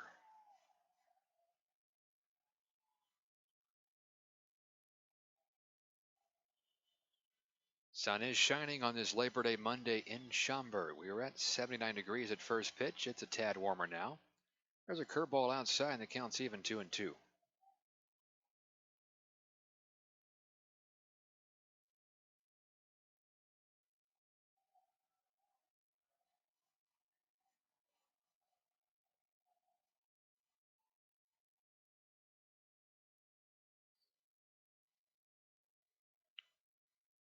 The pitch, swing and a miss. A strikeout for Davidson. That's now 7 strikeouts for Gossman, the second time he's fanned Davidson. Pitch just ran away from the left-hander and he chased it.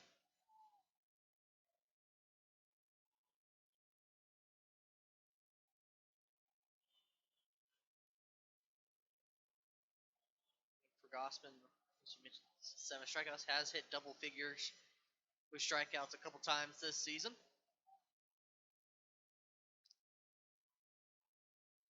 So with that, here is Luke Becker, who walked and scored. In the 2nd, the walk was to lead off that inning. And the curve is a called strike. Becker also stole 2nd, moved to 3rd on a throwing error by the catcher Felix, and scored on a wild pitch. Nobody on, 1 out, 2-2 game in the 4th. And the pitch to Becker. Swing and a miss, tied him up. That's been his go-to pitch today. Yeah, it seems like that's been the most effective pitch, especially against the left-handed batters.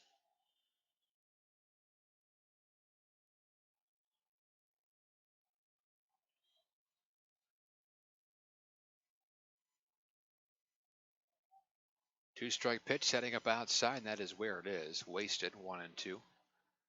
Florence has tied their game up 3-all after 4 in Joliet. Florence has scored 2 in the first, 1 in the 4th, and Joliet with all 3 of their runs in the 2nd.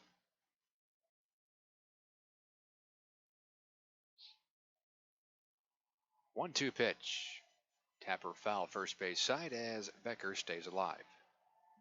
On that pitch, sharp bite to the breaking ball for Gossman, which again, left-handed batter tried to tie him up in the hands. Feels like he's been trying to bury it in the dirt a little bit more with the right-handed batters.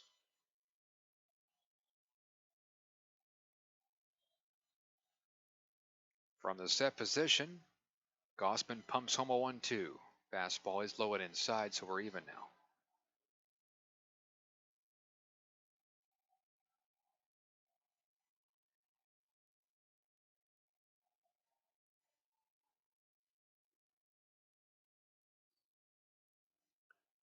The 2-2 pitch. Swing and a miss. Down and inside on that slider. Got him to swing over top of it. Back-to-back Ks for Gossman. That's now 8 in the game. It looks so enticing, like it's going to be in that hitter zone for a left-hander. The last second has that sharp bite out of the zone, and you swing over top of it. Yeah, I would say today's been probably, in terms of the breaking ball, the most break and sharpness I've seen to it from Gossman.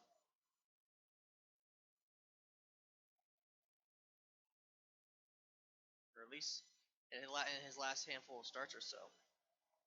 Nobody on, 2 outs. Here's a sharply hit ball in the first pitch, right to the shortstop to Jesus. Up and over, an OUT. It's a 1-2-3 4th inning for Austin Gossman, his first perfect frame of the afternoon. And after 4, we're tied at 2 in Schaumburg on the Otters YouTube channel. Every 6 minutes, a utility line is damaged due to reckless digging. So Indiana relies on these 811 superheroes. Derek the Builder. I dig for a living, but I always contact 811. Mary the Gardener. Before I plant a tree, I contact 811. And Mike the Contractor. I contact 811 before I do my work. Prevent damage or injury. Call 811 anytime or go online 811now.com. This message is sponsored by the Indiana Utility Regulatory Commission and this station.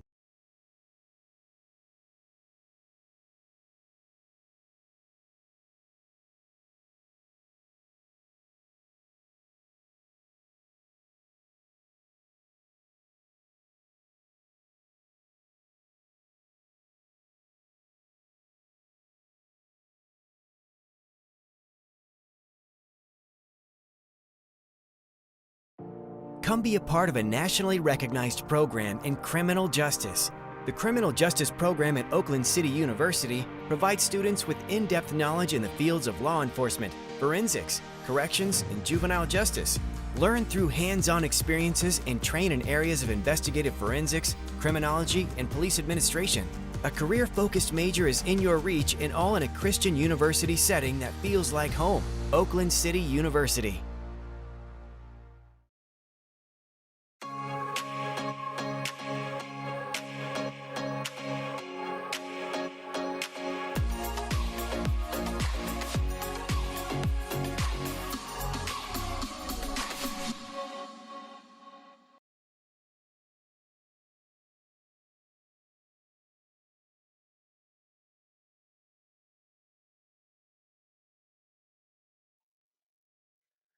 Top of the 5th inning, and for a 3rd straight game, a fun one going here in Schaumburg.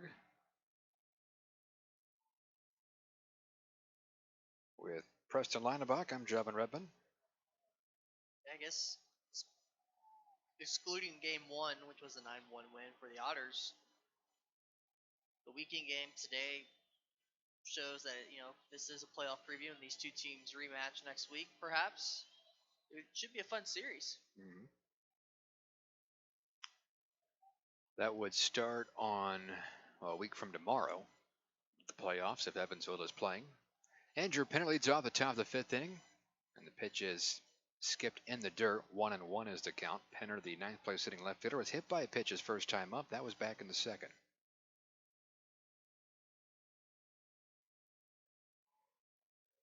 So would it still be the same as far as the times of the playoff games? Like if Evansville was hosting, the weekends would be 6:35, and on a Sunday, would it be an afternoon game or would it be an evening game on Sunday? More than likely, the times would remain the same, 6:30 in the evenings, and then Sunday would be at 12:35. Yep. So even if it was like the championship Sunday, it'd be at 12:35. That one might change. That's up to Okay. the those above my pay grade to make that decision. But Here is the 1-2, and it's slap foul. I wondered if they would just make all the games 6:35 and be done with it, because you're not traveling where you have to play somewhere the next day. yeah, But you have the day in between the travel days built into the schedule. a 1-2 pitch for Andrew Penner, leading off the top of the 5th inning of a 2-2 game. Swing and a miss, struck him out on a high hard one.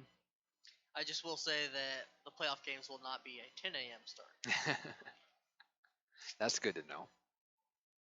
We'll have a 10 a.m. start on Wednesday, 10:05 to be specific.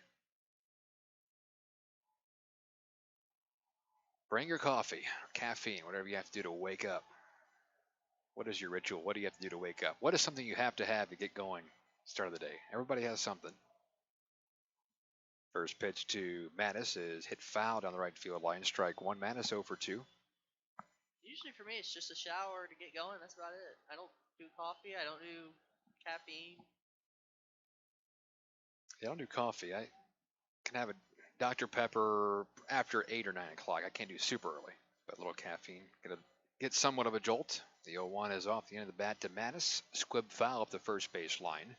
0-2 on the Otters third baseman, who was bounced out to first base and also struck out. So over the last couple of years, taking sodas out of my diet. Just same as Zane, who again not with us today, but was here with us last night. The 0-2 is a pitch in the dirt. 1-2 on Mattis. I used to be bad about them, but then I just decided, hey, I'm going to drink one a day. I'm going to drink more water. I'm going to eat healthier. I'm going to run more. So you can't be 100% perfect, I don't think. But no, sodas do the trick as far as if you're trying to lose weight or be healthier. Another strikeout for Middendorf. He threw a fastball up in the zone, and Mattis couldn't catch up. His second K against Middendorf. Back-to-back punch-outs, 2 away.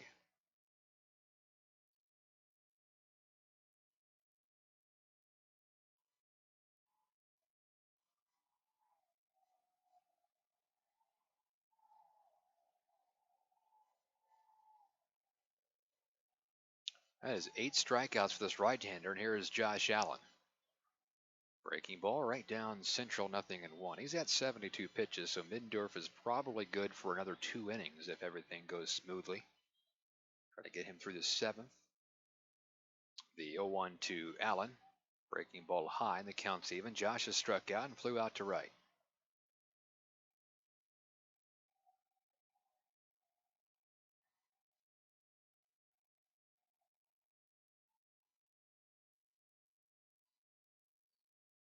The 1-1 is hit off the end of the bat out toward center field.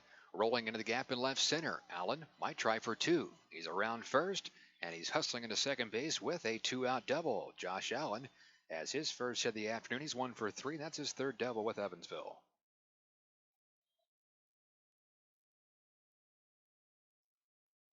Nice little knock from Allen and put it to the gaps, because really with his swing, and we've seen this a lot. He doesn't really pull a whole lot. He works pretty much gap to gap for the most part with his swing. He can hit to right center with power. Well, you have a choice now with Jeffrey Baez. I know what my choice would be here. Bases open with 2 outs, and they deliver inside ball 1. Middendorf was agitated with that baseball. He said, give me a new one. He slung it over to the Schaumburg dugout. Yeah, they finally didn't listen to your advice until the extra inning last night. I will say, though, Mendorf has struck out Baez twice today, but I wouldn't press your luck too much. The 1-0 pitch, Baez takes, low, 2-0. Now, just put him on. I mean, there's no reason to pitch to him. You got J.R. Davis on deck. Davis is still a solid hitter, but I would much rather face him than Baez. 2-out double from Allen. He leads off second base. Game tied at 2, top of the 5th.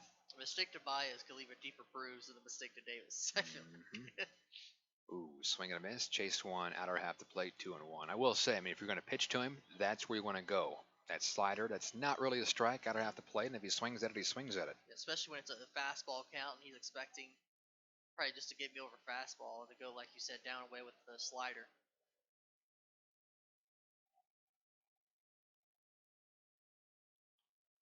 The 2-1 to Baez, and he hits it out toward right field. That is caught by the right fielder, Hardy. Hung up just in time for right fielder to move in and make the catch. Hard hit ball by Baez, nothing to show for it, and the Otters strand out at second base. Halfway home, tied at 2 on the Otters YouTube channel.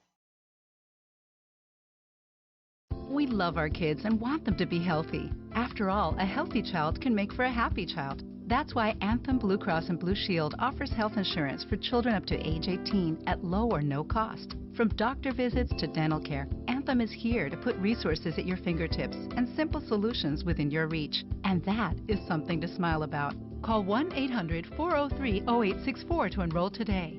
To learn more, visit anthem.com/inmedicaid.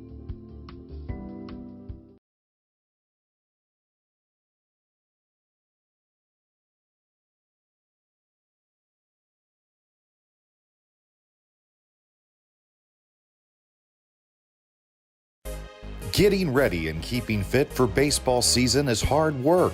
That's why you'll find Evan at Bob's Gym.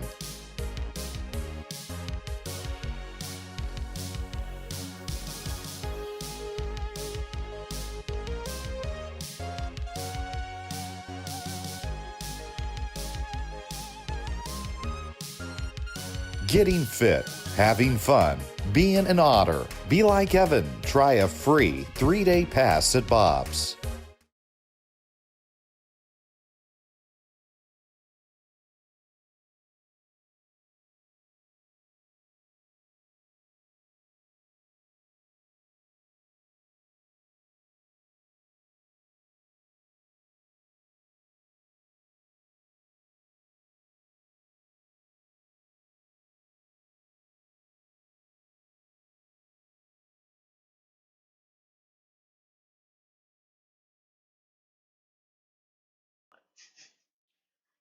Home half of the 5th inning, and we are tied at 2.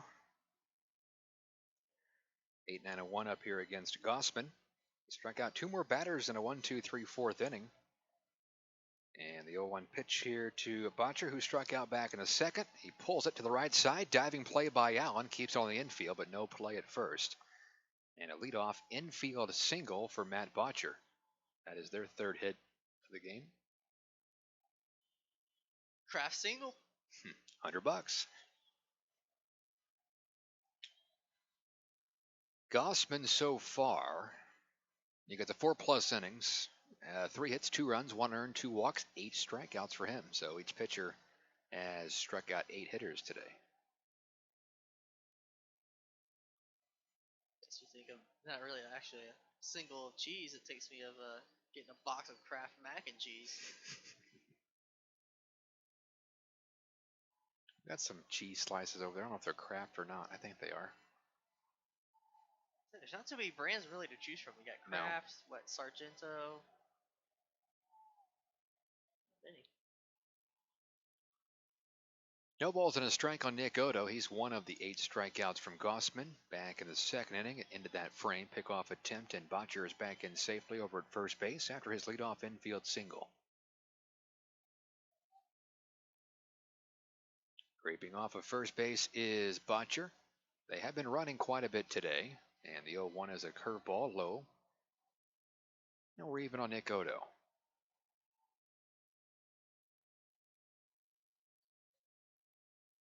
I didn't notice. So they have that little ledge at the bottom of the hill for people to sit on.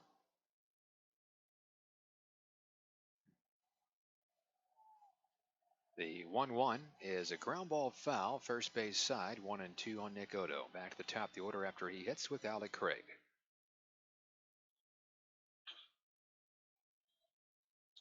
Well, it's nice to have Monday off from work. Preston, you're a busy guy, though. You've got to go call some men's soccer at the University of Evansville tonight. 6 o'clock start time there with 23rd ranked Lipscomb in town.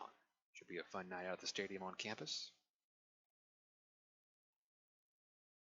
1 ball, 2 strikes on Nick Odo. And he chased one in the dirt.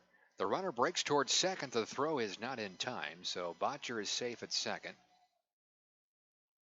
And Nick Odo strikes out for the second time today. That's strikeout number 9 now for Gossman, 1 out in the 5th.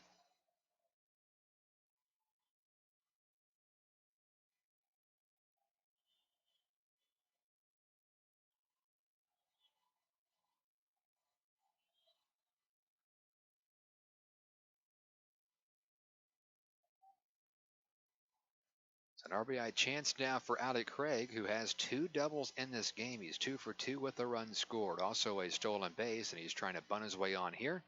He offered at the pitch, strike 1. His double last time up was in the 3rd. Shot a ball out towards center, and Baez, who had a long ways to go for it, made a leaping attempt, a ball that could have been caught, but it went off his glove, ruled a double. And for Craig, he now has 11 doubles on the season. The 0-1 pitch from Gossman is in the dirt. Man, Felix, I mean, it feels like every 3rd pitch he is sliding somewhere, blocking a ball in the dirt. The whole weekend has been active work behind the plate for Justin Felix. Mentioned earlier about Gossman's last couple starts last week. No decision, 5 1/3, 3 runs. Right? And obviously it's decent. You know, they'll make probably the pitch coach happy enough after bouncing back from a previous start where he took the loss, 8 runs and 3 1/3 against Windy City. So it seems to be kind of going back in the right direction. I mentioned earlier, already had 10 strikeout performance earlier this year where he went 7 innings against Gateway, allowed 1 run with those 10 strikeouts, but yet a no decision in that game. He's got 9 strikeouts today, through 1 out in the 5th, but he's at 83 pitches. And the 1-1. There's a breaking ball, knee high, called strike, 1-2. A couple other outings where it's like the defense behind him has, he gave up a few runs, but not as many earned in those games, no decisions. So again, maybe just some tough luck for him in terms of his win-loss record, which, as we both know, usually isn't really that important of a stat for pitchers. Doesn't really tell the whole story.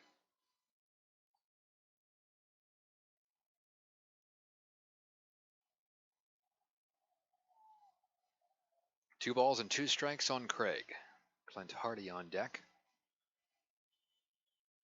Go ahead run at second base with 1 out in the 5th for Schaumburg.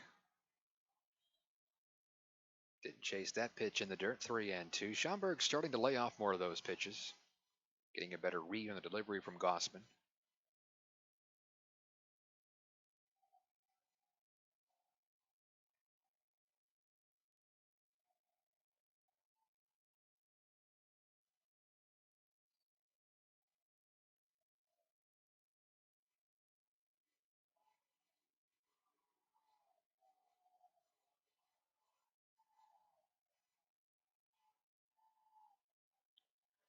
Payoff pitch to Craig. He walked him, didn't chase that breaking ball. Not a bad pitch from Gossman, just dipped out of the zone last second. And there's 2 on with 1 out. And he looked it all the way in, too. He waited till the last seconds. They make the decision not to swing because he stared it down all the way to the ground where it ended up. It's the 3rd walk of the game for Gossman. And with those 9 strikeouts, he has 87 pitches here in the 5th. So could be a question mark whether or not he comes back for the 6th, of course, depending on how this one plays out.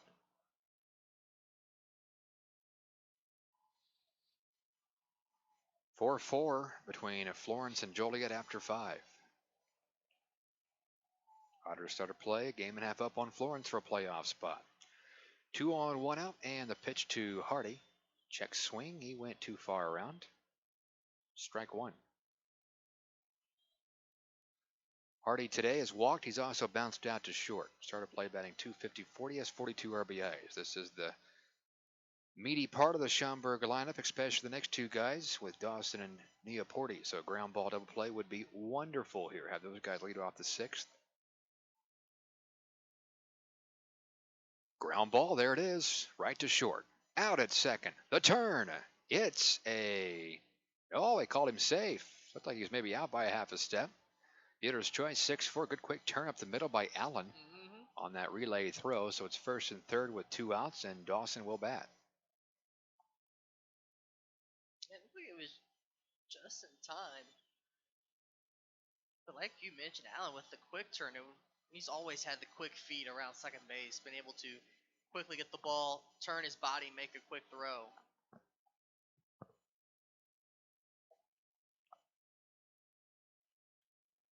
So brings in the dangerous Chase Dawson, who has a team-high 67 RBIs after his RBI ground out in the third, tied the game at 2.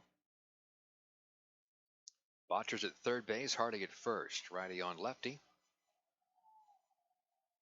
Breaking ball, strike on the outside corner. Dawson's also struck out today.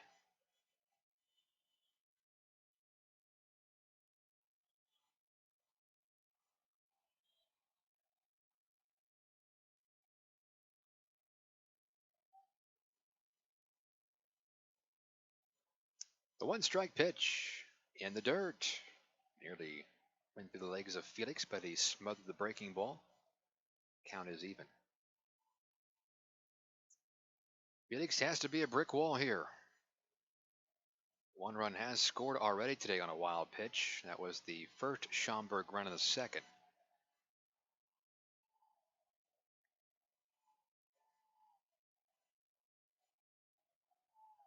The 1-1. In the dirt, 2-1. Well, he's getting plenty of practice, so he should be good at it by now, Felix.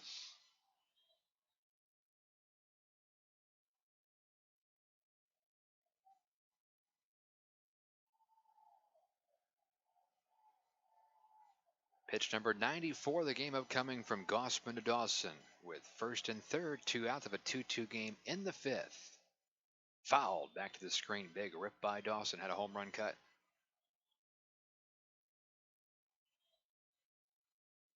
Gossman gets a new baseball, walks behind the mound, rubs up the baseball, wipes his pant leg, and now he's back on. I'm going to say Felix better be ready for another one here.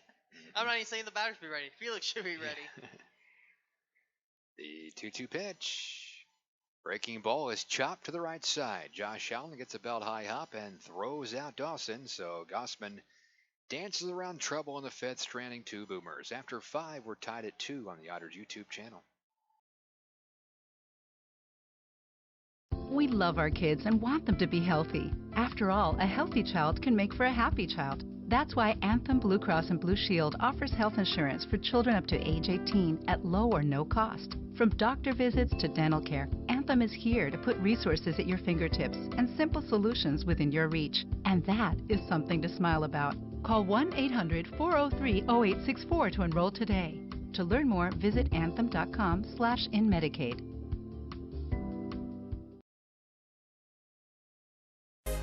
Getting ready and keeping fit for baseball season is hard work. That's why you'll find Evan at Bob's Gym.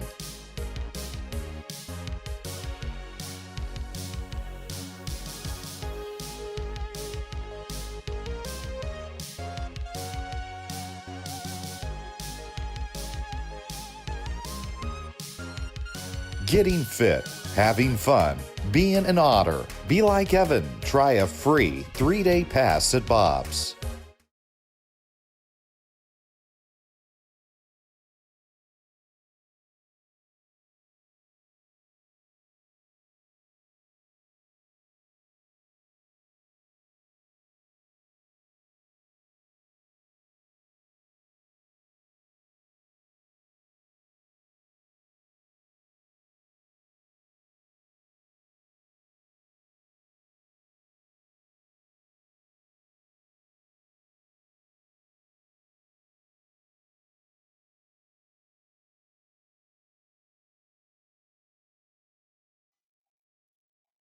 Still tied at 2 as the Otters hit in the 6th inning. J.R. Davis digs in, leading off against Ryan Middendorf as he starts this inning at 78 pitches. Allowed 2 runs in that 2nd. That's really the only damage he has given up. Allowed a hit in the 4th and 5th inning. And a curve. Bends in for a strike as Davis showed bunt, pulled back, and took belt high. Davis has doubled and scored in the 2nd. He's also bounced out to short, so he's 1 for 2. The 0-1 pitch to him. Low ball 1. Man, Middendorf, he seems to get agitated with himself pretty quickly on the mound. Anytime he misses with a pitch, he flails his arms.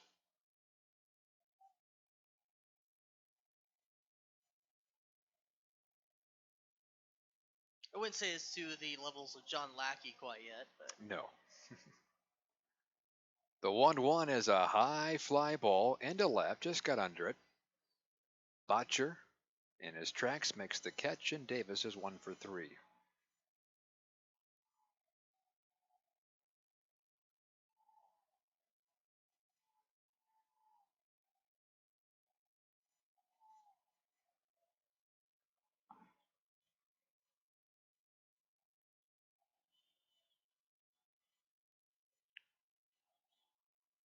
So 1 out, and it brings in Riley Crane. He struck out twice against Middendorf. Attacks the first pitch here and lifts it foul. He was tardy on the fastball from the righty.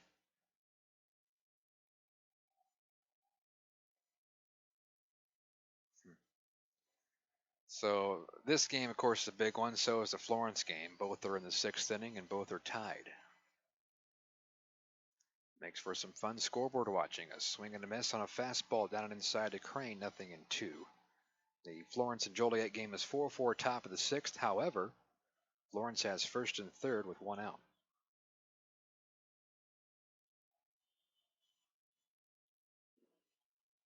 The wind of the 2-strike pitch. Another strikeout for Crane. His 3rd of the game. That's the 2nd out in the 6th inning, and that is number 9 for Middendorf. Just overpowered him with the fastball.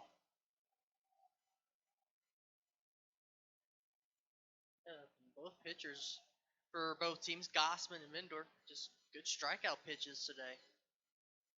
It's kind of been a fun just pitching battle to watch.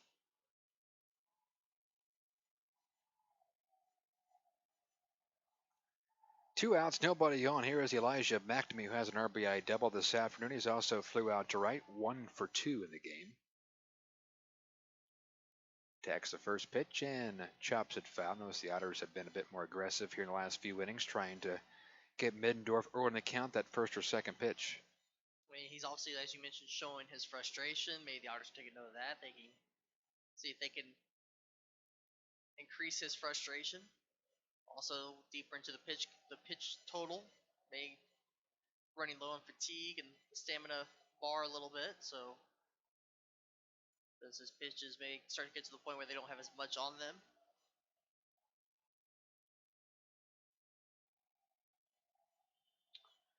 The 1-1 to McNamee is hit to the right side. He was jammed, inside out swing, bobbled by the second baseman. He recovers and throws to first in time to get McNamee by a full step. So it's a 1-2-3 6th inning for Ryan Middendorf. The Boomers bat in the 6th. We're tied at 2. Fix up your home with Heritage. Our home improvement financing options can help you change your home now and pay for it over time. Upgrade your home. Make home repairs. Remodel a kitchen. Build a new deck. Add a new room. Remodel your bath.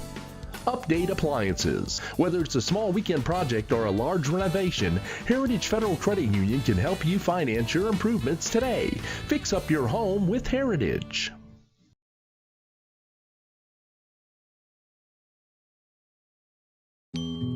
Before you danced the first dance. Before you walked down the aisle. Before the tables were set with care. Before you penned a single invitation.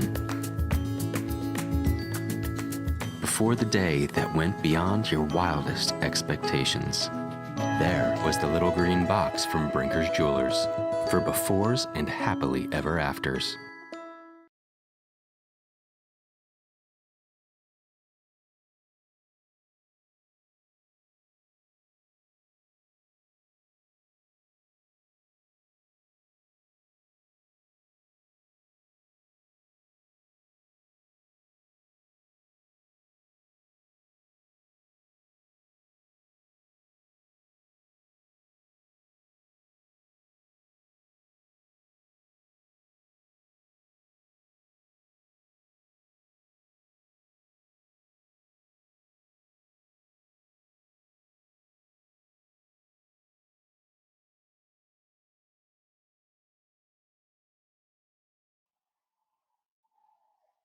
Still tied at 2, home half of the 6th inning. Looks like Gossman will start the 6th inning at 95 pitches, try to squeeze 3 more outs out of him. He'll deal with the 4, 5, and 6 hitters. Quincy Neaporte digs in. Neaporte 0 for 2, a strikeout, and a pop out to first.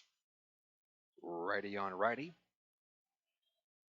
The pitch is a curve, low and outside, ball 1. Line score in this game for Evansville is 2 runs on 4 hits, 1 error, for a Schaumburg 2 runs on 3 hits and no errors. The 1-0 pitch, that catches the outside corner, a breaking ball from Gossman, 1-1. Florence has taken a 5-4 lead in the top of the 6th inning at Joliet. Miners are off today. The 1-1. This one skips in the dirt, and it's 2-1 on Neaporte, who has a team best 15 home runs.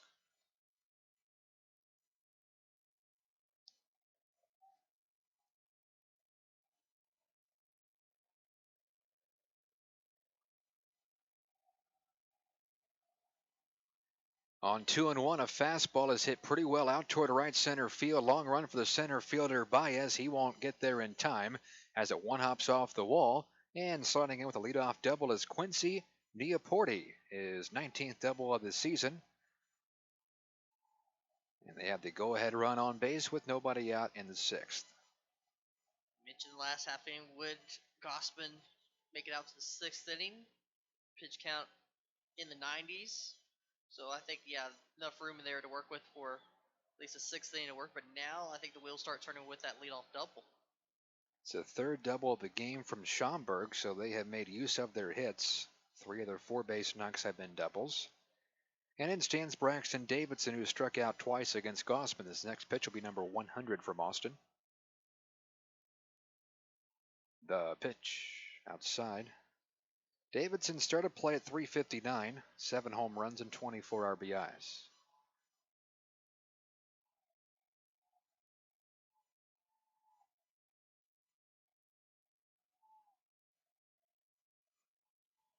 Neaporte takes the lead off as second as the shortstop DeJesus playing up the middle, keeping the runner close. 1-0. In the dirt, 2-0.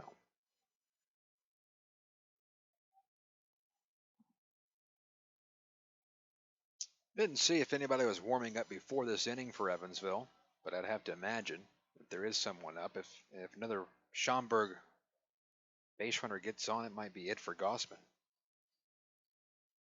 They've been laying off more of those sliders from him over the last couple of innings. Leadoff double here in the 2-0.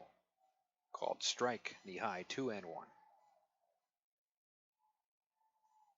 have to think that Gallardo or Abernathy might be the first ones out of the pen. It's still relatively early here.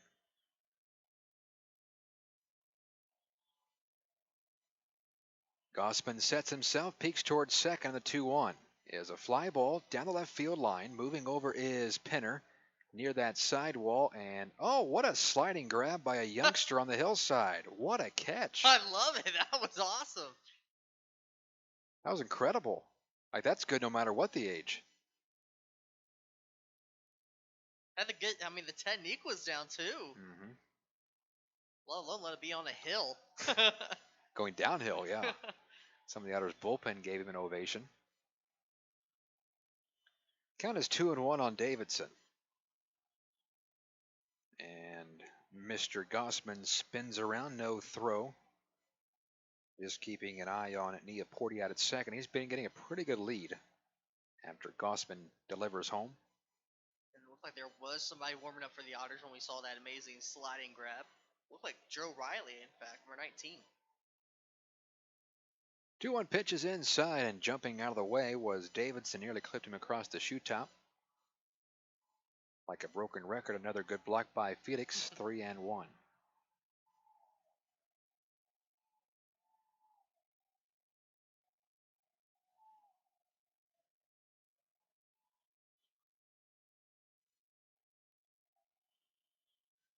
like this time Felix needed a couple minutes to regather himself as the umpire took out a new baseball to Gossman.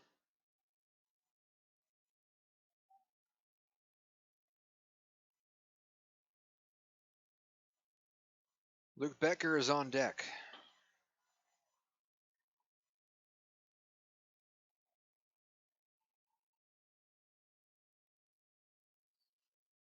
Timeout is called by the batter Davidson.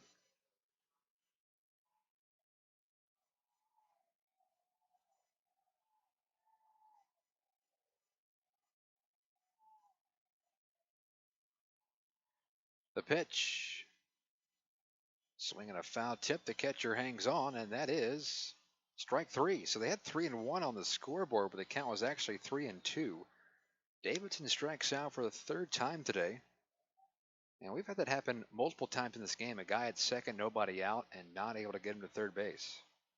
It feels like it's kind of been the story for Schaumburg's offense. Like overall, they probably could have had a few high-scoring games in this weekend, but they've stranded runners in scoring position.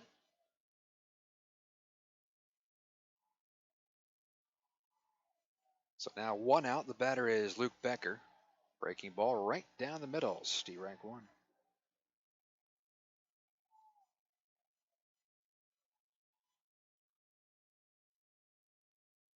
Becker walked and scored in the second. He struck out in the fourth. Go-ahead run is at second base after leadoff double from Quincy Neaporti. Now 1 out. And the 0-1 offering. In the dirt. 1-1.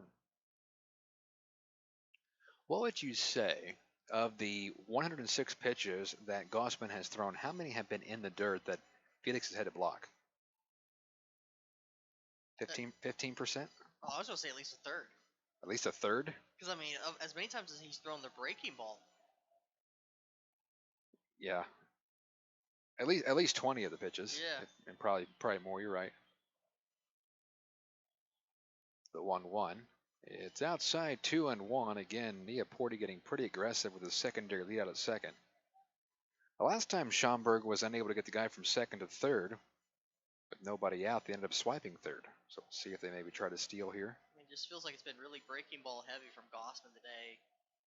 Of course, basically the other pitch being the fastball, but even the fastball, I feel like I haven't seen a whole lot of, really, compared to the normal ratio of what you normally see with pitchers. Swing and a miss. 2-2.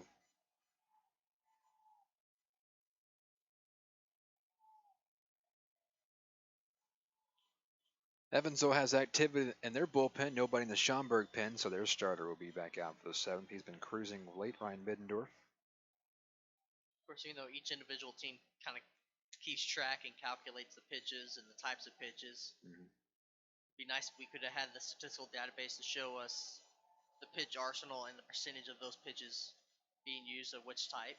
2-2 pitch, ground ball to the right side. First baseman Crane gobbles it up. He takes it 3 unassisted, and Neaporti moves to third base with 2 outs.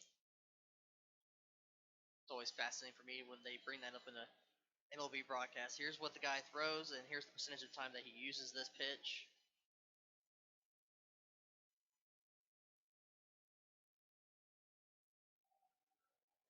Kind of see the trends. And then it blows your mind when halfway through the game they completely go against the percentages and change it up. I don't remember, what the pitches were and what all changed, but they used that with John Lester, who pitched yesterday for the Cardinals, and they were comparing his percentage of pitches when he was with Washington this year now to St. Louis, and he has drastically changed what he's been using. I can't remember, like I said, the specifics to talk about it, but I know what you're referring to.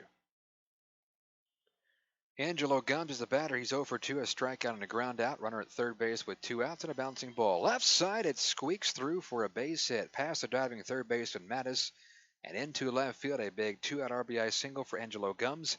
And Schaumburg has a 3-2 lead.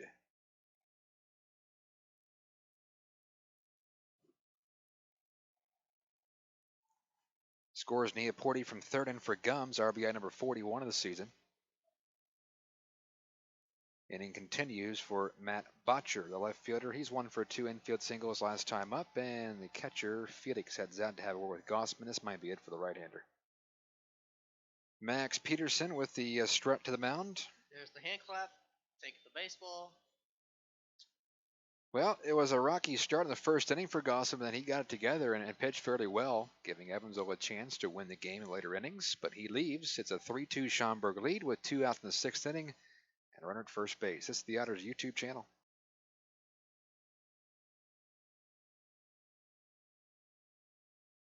If you're looking for a liquor store in Evansville, look no further than Liquor Locker. The Liquor Locker has the best selection at the best prices, including the largest craft beer and bourbon selection in the area. Our friendly and knowledgeable staff will help you find the beer, wine, and liquor you need for any occasion. And check out the fine selection of cigars at all Liquor Locker stores. Liquor Locker is now open Sundays 12 to 8 p.m. and offers citywide delivery. Visit one of our 10 conveniently located stores in the Evansville area today. There is always something for everyone at the Liquor Locker.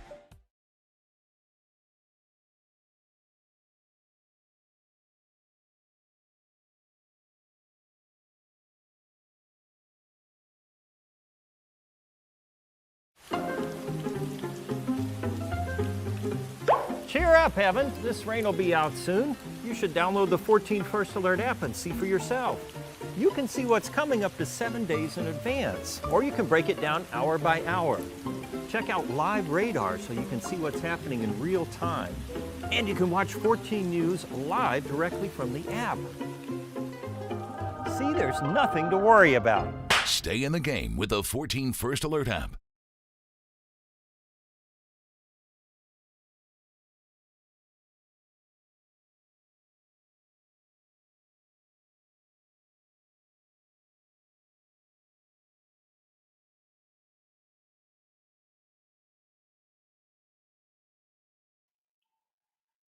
First pitching change of the game. The Otters go to the bullpen. Joe Riley onto the contest.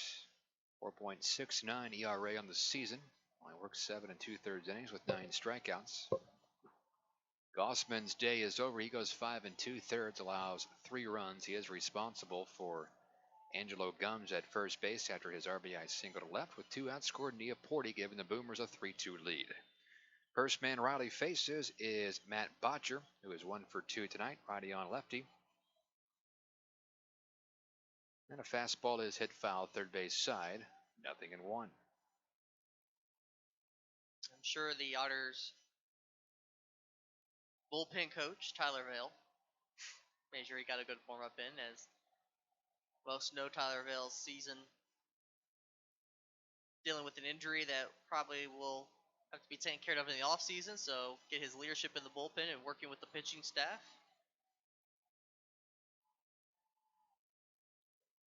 0-1 pitch, dives down and inside. 1-1 on a Botcher.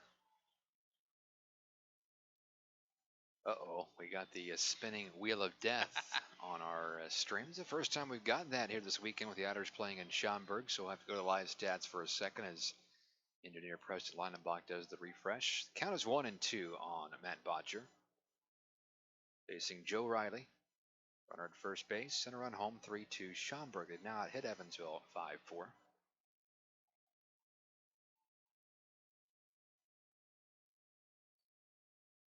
And still waiting for a 1-2 pitch from Riley to Botcher. Swing and a foul.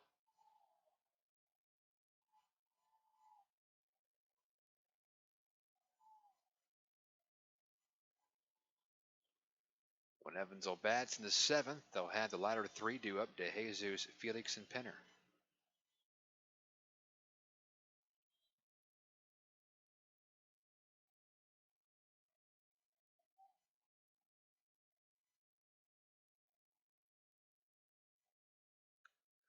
We've still got the spinning wheel of death.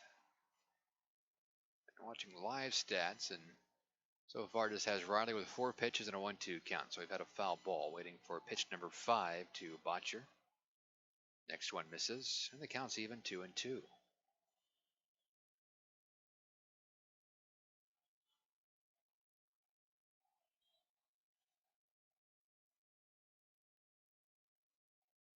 Might have to just exit out of the website and go back into it. Next one misses again. The count's full, 3-2 on Botcher. So now Angelo Gums will take off from first base on his 3-2 pitch.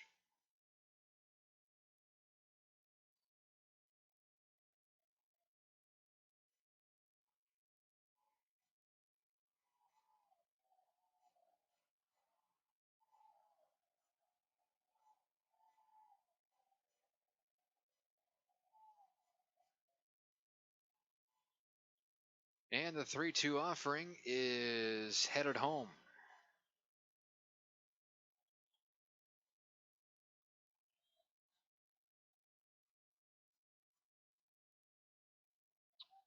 Well, the inning jumped to the 7th, so the guy got out. I just don't know how he got out. I'm looking at the play-by-play. Batter was Botcher, and it doesn't say how he got out just yet, but I do know he's been retired, and it ends the 6th inning. So while we get the video feed figured out back here in Evansville, we'll send you to the 7th. It is 3-2 Schaumburg of Evansville on the Otters YouTube channel.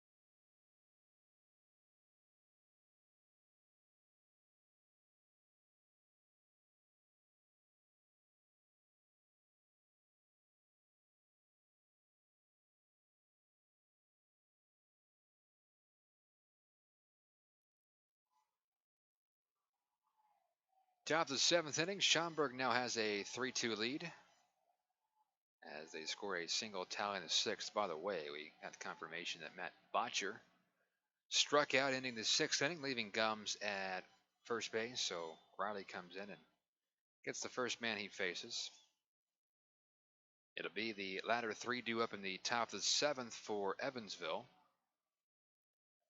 And a 1-2 count here on Andy DeJesus, who is 1 for 2. He tried to bunt his way on in the 2nd. Infield single in the 4th. Still facing Ryan Middendorf, who is at 90 pitches so far this afternoon.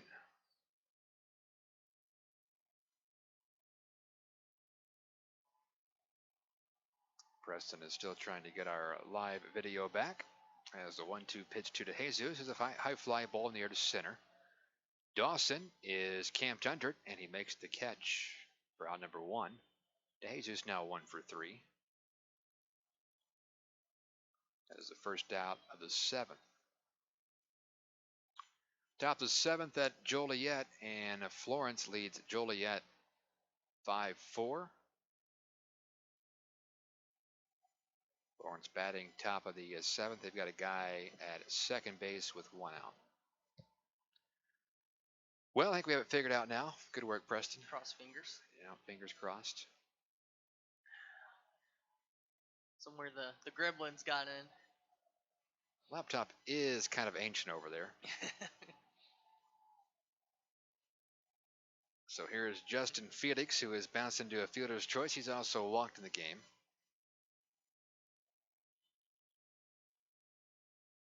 The pitch to him is off the end of the bat, hit foul first base side, 0-1.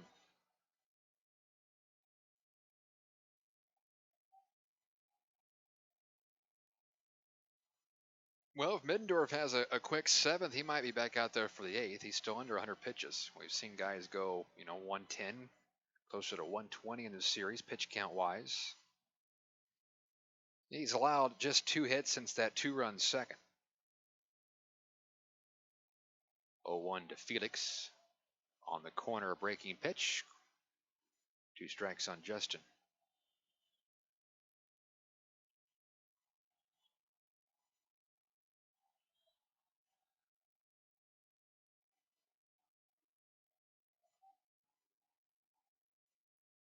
The wind in the 0-2 outside. 2 strikes on Felix. As the Boomers still have Botcher in left, Dawson in center, Hardy in right. It's Becker, Craig, Gums, and Davidson on the infield. Nick Odo doing the catching for Ryan Middendorf, who is operating in the 7th inning, trying to pick up win number 12 of the season and improve to 12-4. 1-2 is fouled back to the screen. Middendorf missed his location, and Felix nearly made him pay. They're setting up stairs, and the fastball was about belt high. Nearly tattooed by Felix.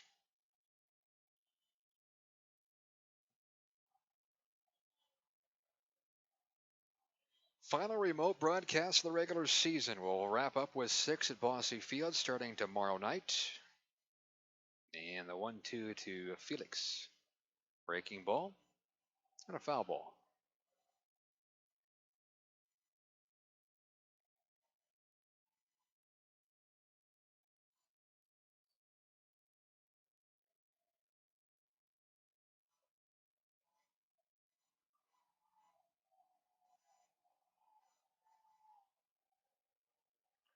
Well, Florence had first and third, 1 out, up 5-4 in the 7th. They just tried to squeeze play and got the guy to home. So Florence has first and second with 2 outs. Joliet trying to keep it a 1-run game.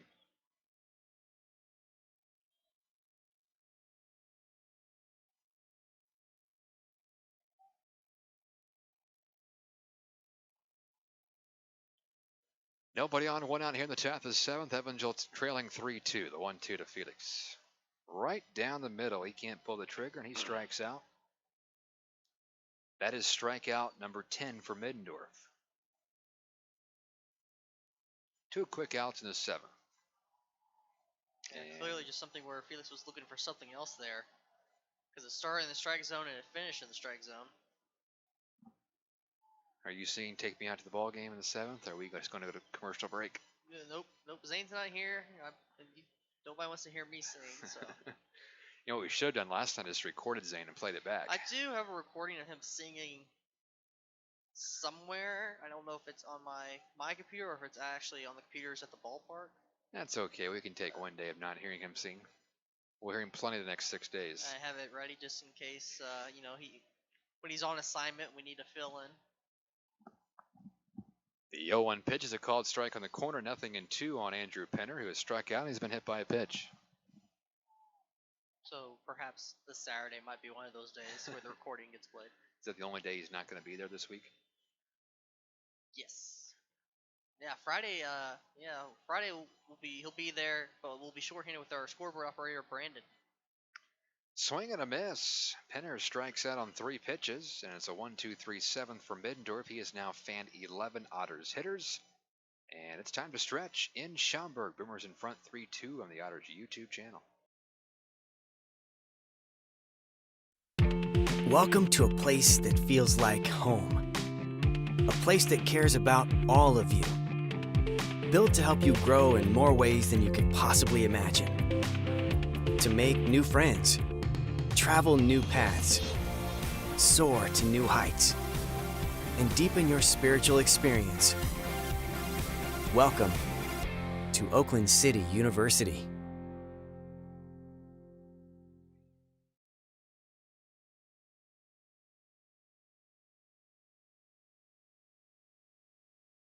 Centerpoint Energy's newest generation of safe, efficient energy includes capturing and harnessing the natural power of pure sunshine. We are increasing solar in our balanced and reliable energy mix as we power our region with more clean, renewable energy. We're bringing a little piece of the sun to every home and business while reducing carbon emissions and helping create a cleaner environment. It's just a little something for your smart energy future.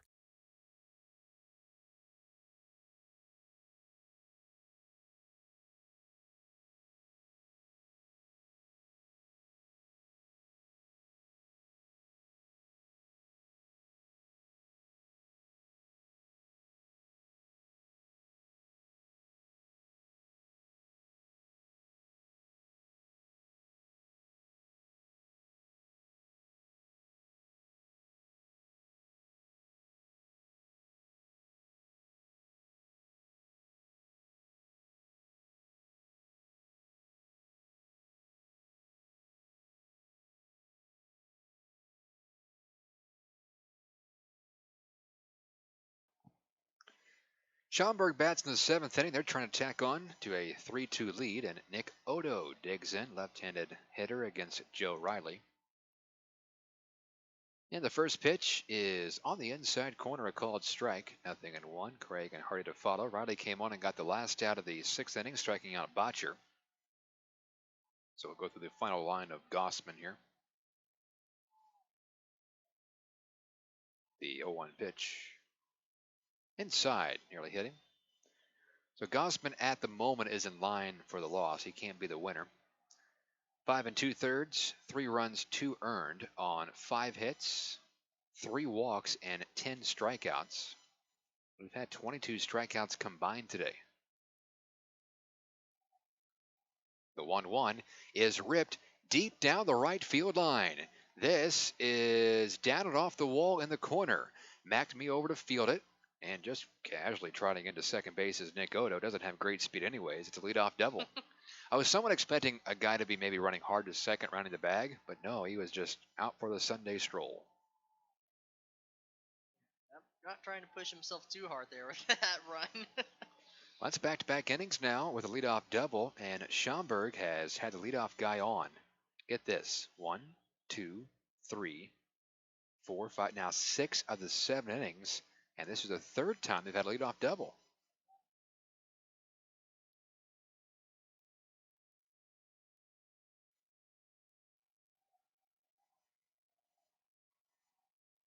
So, I mean, that's kind of, like I said, happened multiple times this weekend. So I don't know if it's a case of where credit is due to the Otters pitching staff for being able to pitch around and getting out of those leadoff runners, or a knock on the Boomers for not getting the job done. So Craig trying to bunt him to a 3rd. I feel like that's a big run out there at second base. And the first one was bunted foul. Craig on base 3 times today with a pair of doubles and a walk, and he scored a run.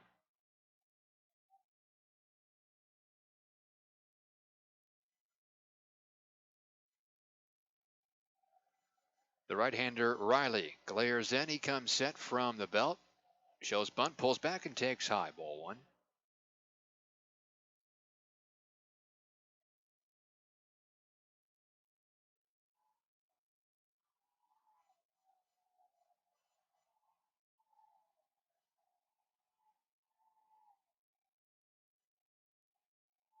Timeout called. Well, might be doing play-by-play of 2 games here down the stretch. We'll see how they play out with the Florence game. 1-1 to Craig, bunting again, and he pushes it foul to third base line. I talk about it all the time.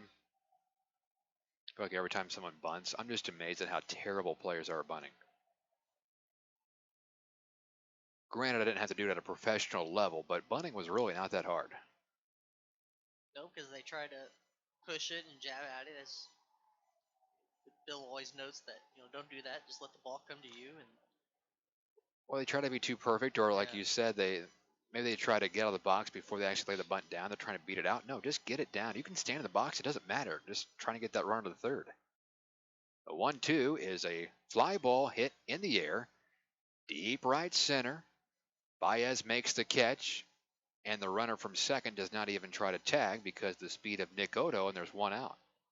Early in the season, during the pregame warm-ups, when there's batting practice going on, usually in the first round of BP, you'll see players may take 3 or 4 bunt attempts there in the cage, and then when it's not their turn, they'll be off to the side with the side net, practice it there before they go into tee work.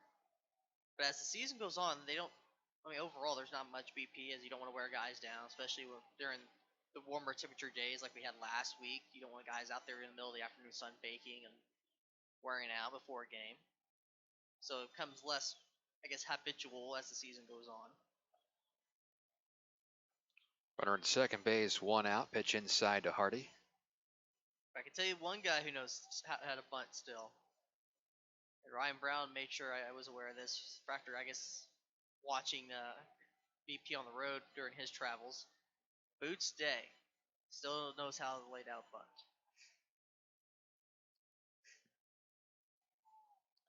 And probably can beat it out, too.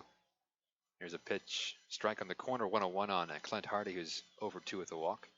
Can absolutely detonate to where he needs to go.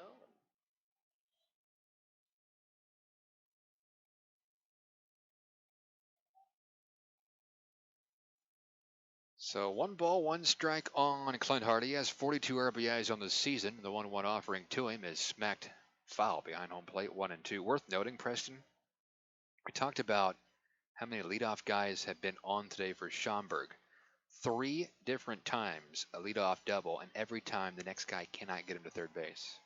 Granted, back in the first, you had Craig leadoff double, and then Hardy walked, but then 3 straight strikeouts. Not good. Like you say, you think maybe just go with the philosophy of get him on, get him over, and get him in, but it's like maybe they're trying to swing for the fences every time. Well, make it a crooked number. Yeah. And now Hardy strikes out. That is the second strikeout for Riley, and there's 2 away in the 7th. You just got to have a feel for the game. And this type of game, a crooked number is not the end-all thing to do here. I mean, you can just get 1 and then keep working it.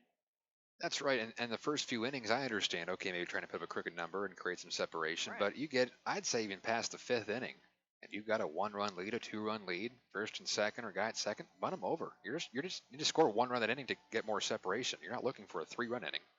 If you do, then great, but just try to get 1 across the board. You see that so many times in the big league level. You get in the 7th inning, and first and second, nobody out, and you get your, even though it's the 3-hole hitter up, I'm still kind of a fan of everyone knowing how to bunt to move runners over.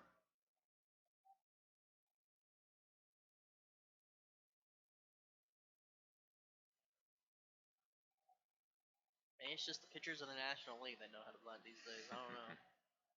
Because they actually have to do it more often than not. The 0-1 pitch. Fastball is too tight on the inner half of the plate. 1-1 on Dawson, who is over 3, does have an RBI ground out back in the 3rd. Plus it's Adam Wainwright that you let him swing away. 3-2 Boomers in the 7th. 2 outs, guy at second base. Pitch from Riley. That's on the inside corner, called strike. 1-2. Shoot, now even Madison Bumgarner might be down to just putting the butt down. What was it, that one year he just seemed like hitting a home run all the time for a pitcher? He hit what, like 7 or so? Yeah, didn't he hit like above like 230, 240? Yeah. Had a really good average. 1-2 on Dawson. The pitch. Low and inside, 2-2. By the way, in that Florence game, bottom of the 7th, with Florence leading 5-4. Joliet, bases loaded, 1 out.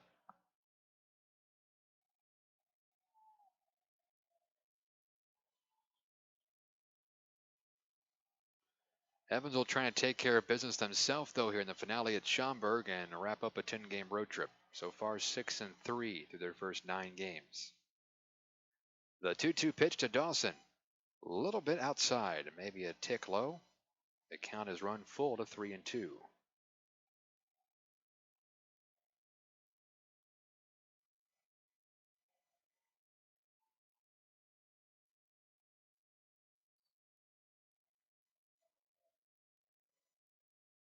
I think he might have ball is put into play into the outfield. Odo's speed might have a play at the plate, perhaps.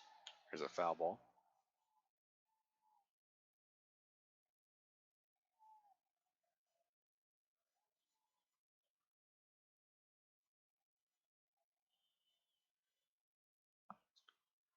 Well, you're hoping to not face Neaporte here in the 7th, like him to lead off the 8th, rather than have 2 on and 2 out. Right-hander Riley glares in, has a sign he wants, and from the belt, the payoff pitch. Oh, swinging a foul back, and it just drilled the home plate umpire. His mask was crooked on the side of his face. That'll ring a bell. He got smoked. He got smoked, and he's acting like nothing of it.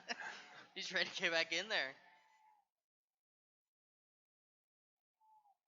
Umpires out in the field are thinking, I'm glad it's you and not me. So a good battle here between Dawson and Riley with the count 3-2. Another payoff pitch setting up outside, and it's low ball 4. So we will see Neaporte hit in this inning with 2 on and 2 out. It's the first walk allowed by Riley.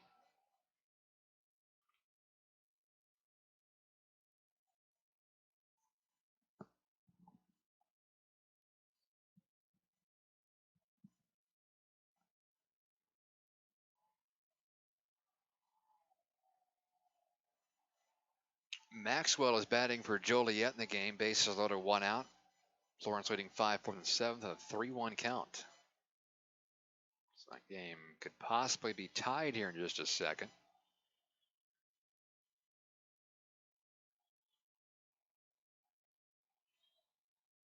Neaporte doubled and scored his last time up in the 6th.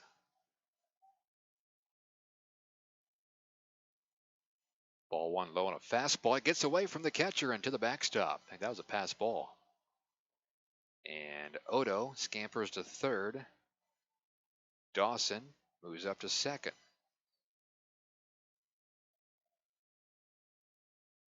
As many times as Felix has done great keeping pitches in front, you hate to see that one be the one that gets back.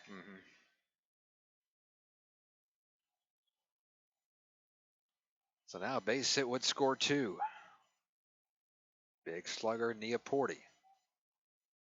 Ground ball left side, and it's a diving attempt by the shortstop. Long throw across the diamond, not in time. And it was a bit wide. An infield single for Neaporte as Odo scores. Dawson moves to 3rd. It's a 4-2 Schaumburg lead. RBI number 62 of the season for Neaporte. Fortunately, it wasn't more than that as DeJesus still tried to make a throw, and it was wide of the mark. Thankfully, Crane was there to catch it, or else it would have been the 2nd run scored on that play. One that should have been just put in the back pocket to begin with. Well, Schaumburg scored, but so did Joliet. It's 5-5, a base loaded walk, and they still have him loaded with 1 away. It would be one thing about DeJesus that his defense makes really good flashy plays, really solid, but sometimes he doesn't take his medicine when it comes to making certain plays out in the field. 1st and 3rd, 2 outs. Righty on lefty here with Davidson, and he watches a pitch on the inside corner for a strike. Braxton Davidson is 0 for 3 with 3 strikeouts.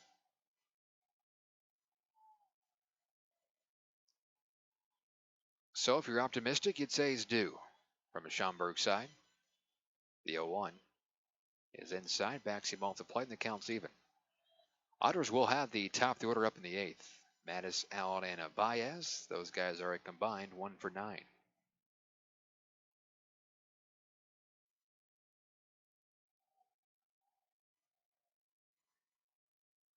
30 pitches so far out of the bullpen for O'Reilly. Swing and a miss. Good downward action. Another player that was acquired by Evansville from the Sioux City Explorers with the American Association. Ours have had a few of those here within the last year. I don't know what happened to their score bug, but their logo just disappeared. Now everything's gone. Oh no. The 1-2. Strike 3 called on the inside corner. That's 4 strikeouts for Davidson today. Schaumburg does tack on another run thanks to the RBI single from Neaporte plating Nick Odo. And after 7, it's Schaumburg 4, Evansville 2 on the Otters YouTube channel. Every 6 minutes, a utility line is damaged due to reckless digging. So Indiana relies on these 811 superheroes. Derek the Builder. I dig for a living, but I always contact 811. Mary the Gardener. Before I plant a tree, I contact 811. And Mike the Contractor. I contact 811 before I do my work. Prevent damage or injury. Call 811 anytime or go online 811now.com. This message is sponsored by the Indiana Utility Regulatory Commission and this station.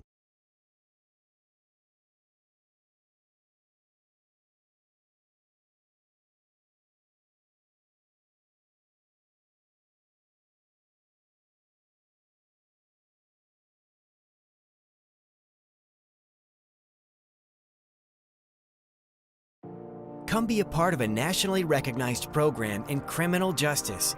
The Criminal Justice Program at Oakland City University provides students with in-depth knowledge in the fields of law enforcement, forensics, corrections, and juvenile justice.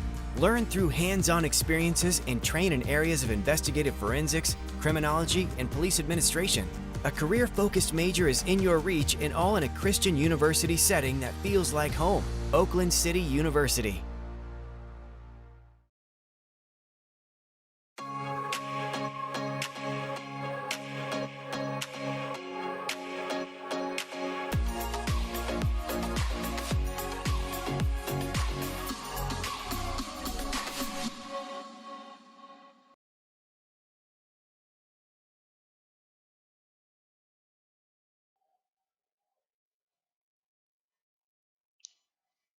Welcome back to Schaumburg, where the Boomers now have a 4-2 lead over Evansville. Top of the order up for the Otters. Gary Mattis digs in. He is 0 for 3 with a couple of strikeouts.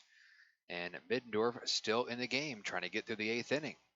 Still sharp with a breaking ball right down the middle, 0-1. Feels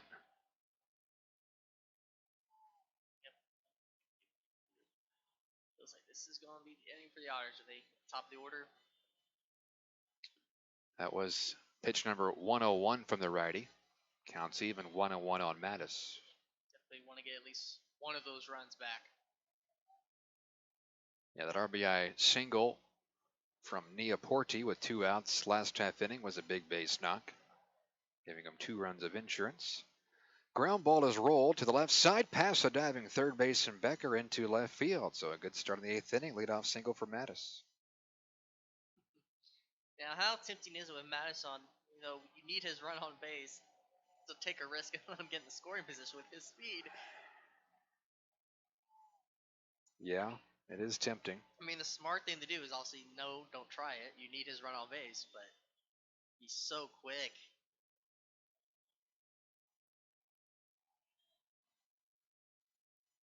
So brings in Allen. Yeah, I wouldn't mind seeing him run just to try to eliminate the double play too. And Middendorf is thinking along those lines. A quick snap throw to first. Situation where you definitely want to at least see Allen get him over to second himself. Mattis doesn't take off. Allen sends a fly ball out towards center field. Moving back is Dawson. He's at the track. He's at the wall. It's gone. 2-run home run for Josh Allen, number 3 of the season. This game is tied at 4.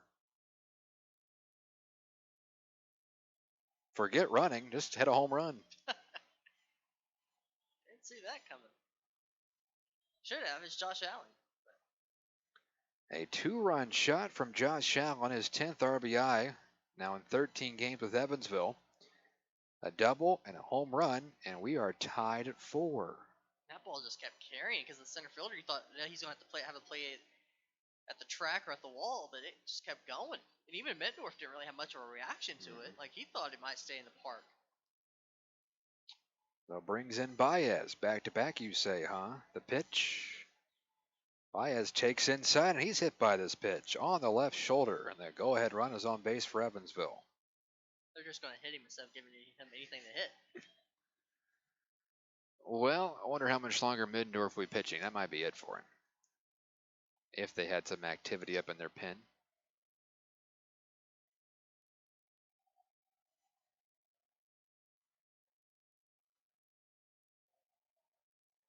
Yeah, I think he's staying out there. Oop. Nope. I'm waiting for manager Jenny then to come into the picture. I haven't seen it yet. Well, that takes Gossman off the hook for the loss, and now Middendorf could possibly be the loser if Baez would score. His day is over. Some tough luck for him. New pitcher coming on. Brand new ball game thanks to a 2-run home run from Josh Allen. We're tied at 4 on the Otters YouTube channel. We love our kids and want them to be healthy. After all, a healthy child can make for a happy child. That's why Anthem Blue Cross and Blue Shield offers health insurance for children up to age 18 at low or no cost. From doctor visits to dental care, Anthem is here to put resources at your fingertips and simple solutions within your reach. And that is something to smile about. Call 1-800-403-0864 to enroll today. To learn more, visit anthem.com/inmedicaid.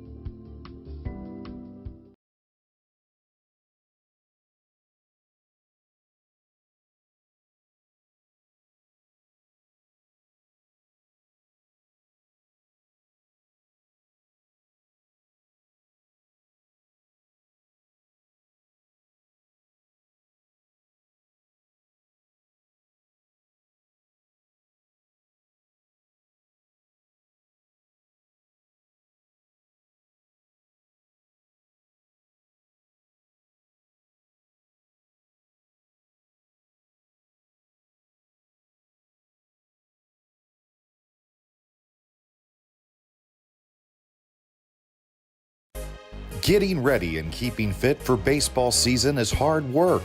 That's why you'll find Evan at Bob's Gym.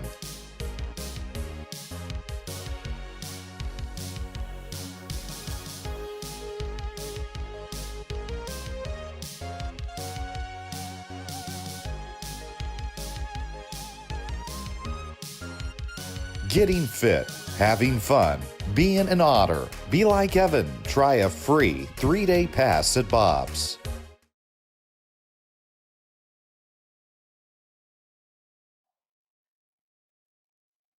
Top of the 8th inning, new pitcher on. It is Jake Joyce, the right-hander. Middendorf goes 7+. He allowed the leadoff single to Mattis, and the 2-run home run from Josh Allen has tied the game at 4. Last batter Middendorf faced was Baez. He hit him in the left shoulder with a fastball, so now the go-ahead run is on first with nobody out as J.R. Davis digs in 1 for 3 with a double and a run scored today.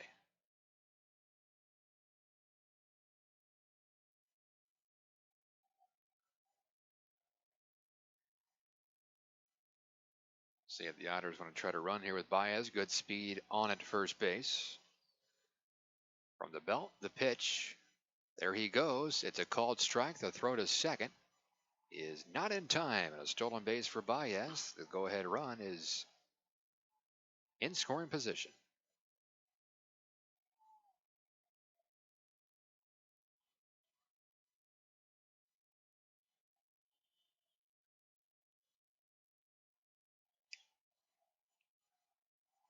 See if Davis can do his job. Maybe think about bunting here with Crane on deck.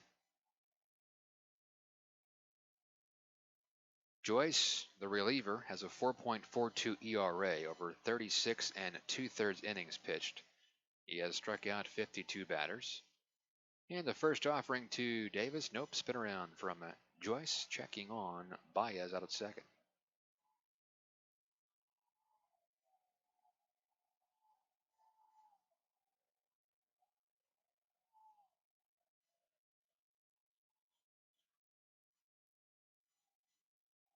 The 0-1.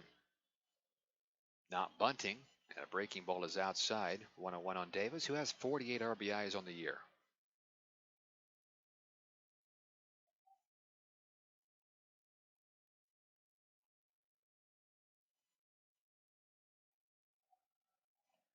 Trying to get Baez to third after the hit by pitch, stolen base, and the 1-1 to Davis.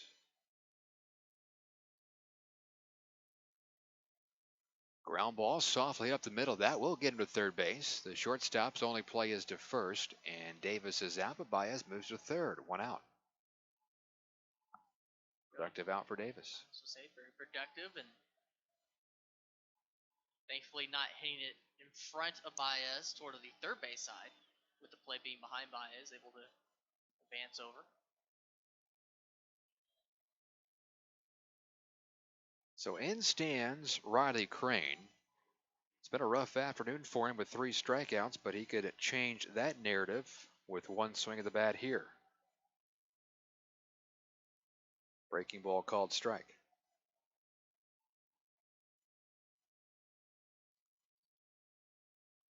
Infield, of course, plays in for the Boomers, trying to prevent that go-ahead run from scoring.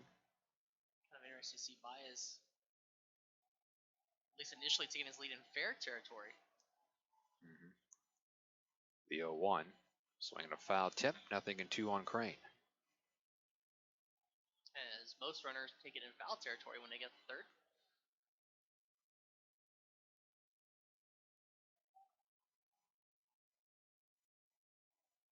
So Crane, feeling the pressure of possibly striking out for a 4th time, just put the ball in play.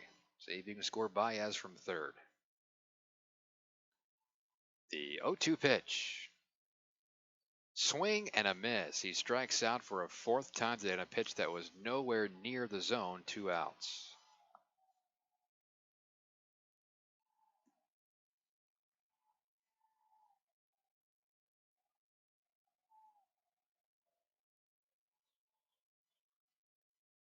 And now it's up to Elijah McNamee. He has driven in a run today, an RBI double in the second, 1 for 3, and he's also scored a run. Now, of course, the infield moves back with 2 outs.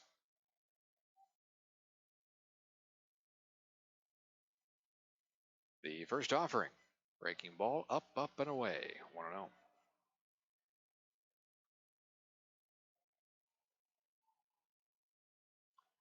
So Florence only got 1 run there with the bases loaded and 1 out.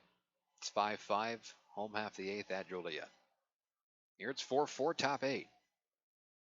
The 1-0. That's high, 2-0. DeJesus on deck. Schaumburg, I think you definitely kind of be careful here with McNamee.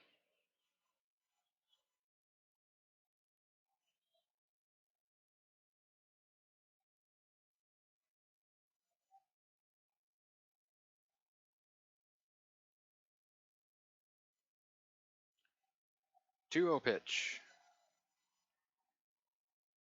Ball 3, low and outside.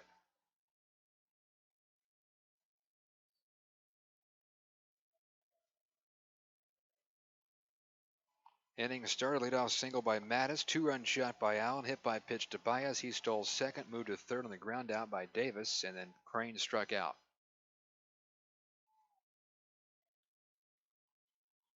.30. Called strike on the corner. Maybe the automatic 3-0 called strike. McNamee was ready to head down to first base.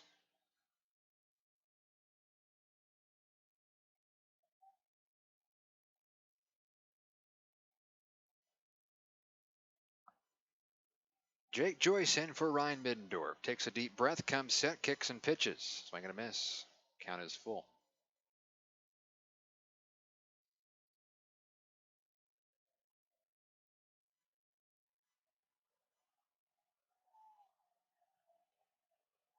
Three and 2 on McNamee. Otters feel good having scored 2 runs to tie the game at 4, but could be a missed opportunity. A guy at third base and 1 out to take the lead. The payoff pitch to Elijah McNamee. Swing and a miss. He strikes out a high hard one. So back-to-back Ks for Jake Joyce. When we go to the home half of the 8th, we are tied at 4 on the Otters YouTube channel. Fix up your home with Heritage. Our home improvement financing options can help you change your home now and pay for it over time. Upgrade your home. Make home repairs. Remodel a kitchen. Build a new deck. Add a new room. Remodel your bath. Update appliances. Whether it's a small weekend project or a large renovation, Heritage Federal Credit Union can help you finance your improvements today. Fix up your home with Heritage.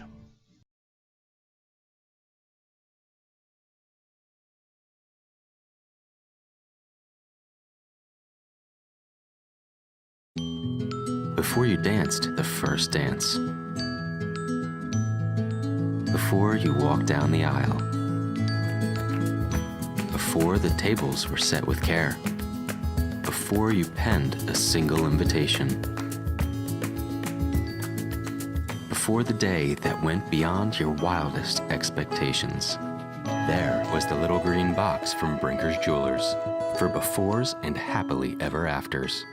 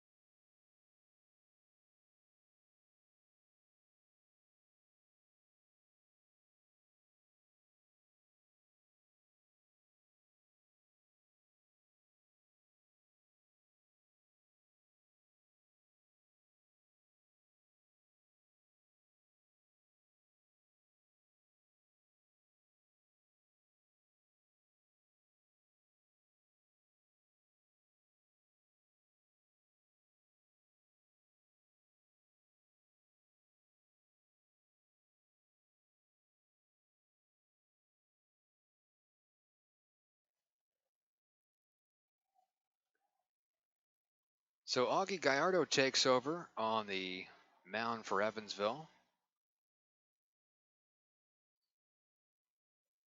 It is a 4-4 game. Home half the eighth. Evansville 4 runs, 6 hits, 1 error. For Schaumburg 4 runs, 7 hits, no errors. The most recent big hit was a Josh Allen 2-run home run top of the eighth.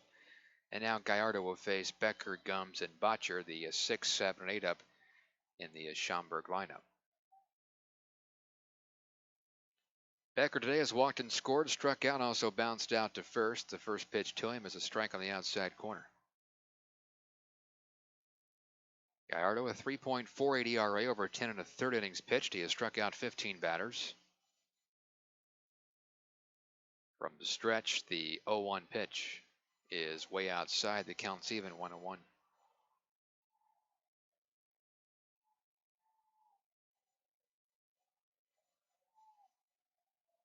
Gausman went 5 2/3, allowed 2 runs that were earned, 3 runs total on 5 hits, 3 walks and 10 strikeouts. Riley came in an inning and a third, allowed 1 unearned run on 2 hits, 1 walk, 3 strikeouts. And now Gallardo is in facing Luke Becker.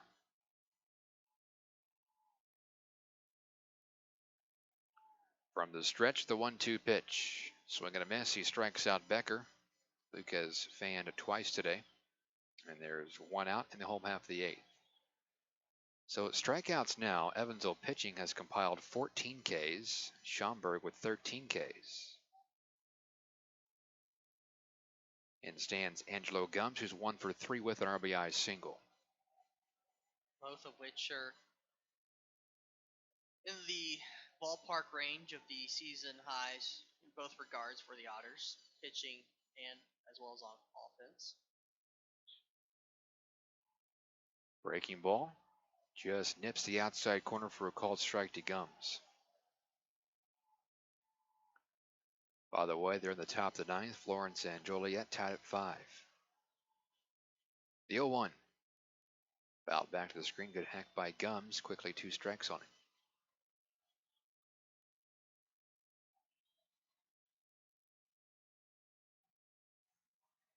Had a home run derby last night after a 3-3 tie through 10. Tied 4-4 here in the 8th. The 0-2 is a smash out into deep right center field. Over is Baez, diving attempt. He can't get it. It squirts by him, picked up by McNamee and right. It's a one-out double for Angelo Gums. His second hit of the game. The go-ahead run is at second base with one out.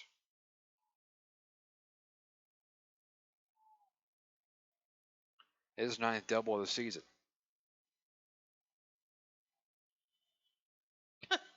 Giveaways. His helmet? Yeah.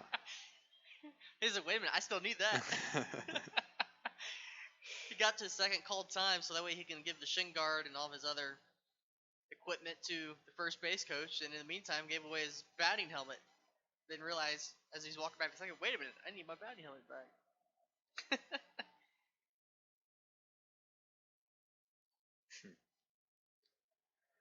First pitch to Botcher is a swing and a miss. He's 1 for 3, a couple of strikeouts. The thing is, the first base coach turned around and started walking back and didn't think anything of it either. It didn't hit him like, wait a minute, why do I have this? Pretty good. 1 strike offering to Botcher is hit in the air. This is out toward left, label for Penner. He makes the catch, and there's 2 outs. Gums holds put at second base. So it's up to our favorite guy, Nick Odo. Oh no, it's Nick Odo.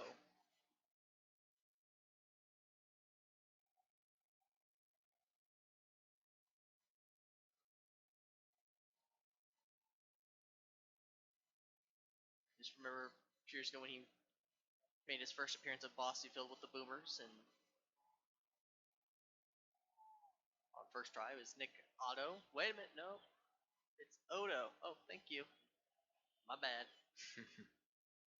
So runner at second base, 2 outs, and the first pitch to Odo is a breaking ball, and I don't know. He called it a ball, but it was a strike. It was above the knees, center cut, and the guy said it was low. So the count's 1-0 on Odo. Doubled and scored his last time up. Left-handed batter twirls the bat over the plate. Now raises it above his left shoulder.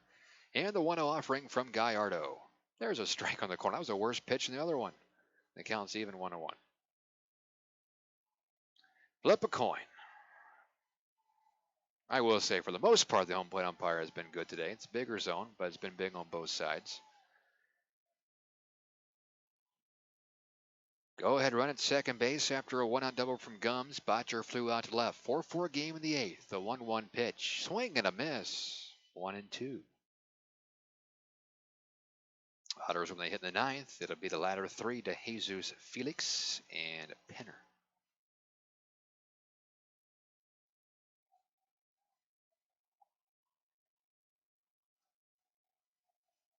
One ball, 2 strikes. Gallardo has struck out 1 batter in this inning. Long look in. Comes set, and the pitch. Swing and a miss. He struck him out. 2 Ks in the inning for Augie Gallardo, and he strands that double out at second base. The Boomers have now left 6 guys on the past 4 innings. We're off the 9th, tied at 4 on the Otters YouTube channel. If you're looking for a liquor store in Evansville, look no further than Liquor Locker.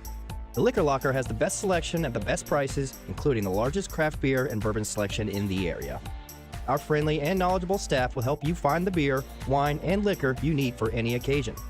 And check out the fine selection of cigars at all Liquor Locker stores. Liquor Locker is now open Sundays 12 to 8 p.m. and offers citywide delivery. Visit one of our 10 conveniently located stores in the Evansville area today. There is always something for everyone at the Liquor Locker.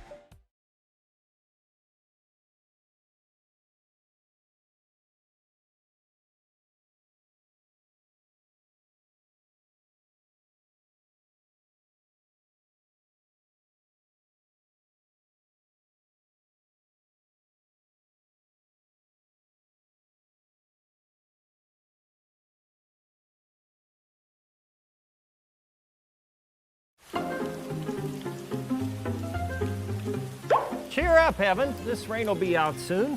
You should download the 14 First Alert app and see for yourself.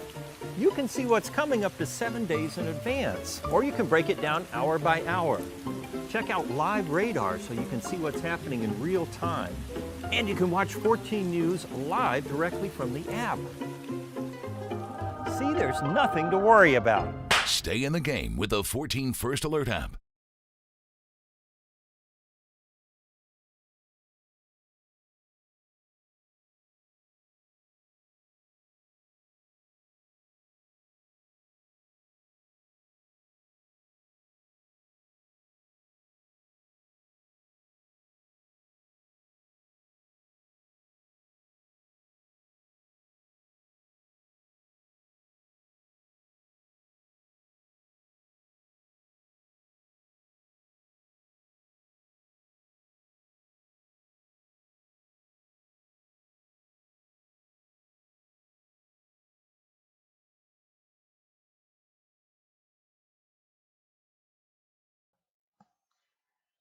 Jack Schneider takes over for Jake Joyce, and he will deal with the ladder 3 for the Otters. Andy DeJesus leads things off. 4-4 game, top of the 9th inning. Boomers have out-hit the Otters 8-6.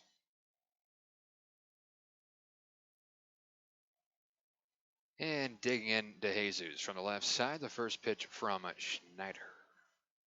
Swing and a miss. So that a time or two today, a swing and a miss. Especially with slider underneath the hands of the left-handed batter. On the inside.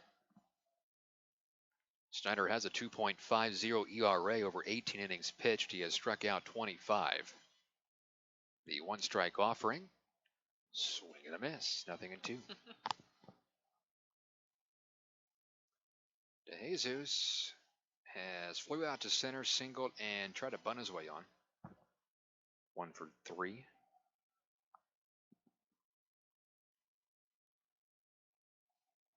Schneider, the third pitcher for Schaumburg this afternoon. And a swing and a miss to Jesus. Swung at a pitch down around his shoe tops. 1 away. It's now 3 straight Otters that have struck out this afternoon. It's uglier than the way you described it. Do what? We'll save him some grace on that one. Yeah. I'm curious. I mean, I realize how hard it is hitting a baseball, but I just don't even know how you even swing at a pitch like that. If he would have stood there and did not move, or swing would have hit him in the kneecap. But there's 1 away, and here is Justin Felix. Felix is 0 for 2 with a walk. This pitch is outside, ball 1.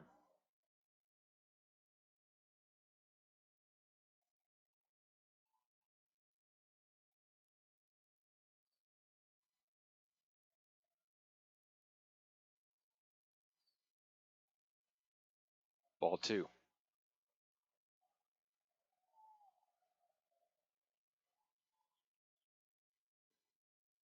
Are we getting another home run derby today, Preston? What's your gut feeling? I feel like somebody wins in the 10th. I think it's the 10th today. Oh.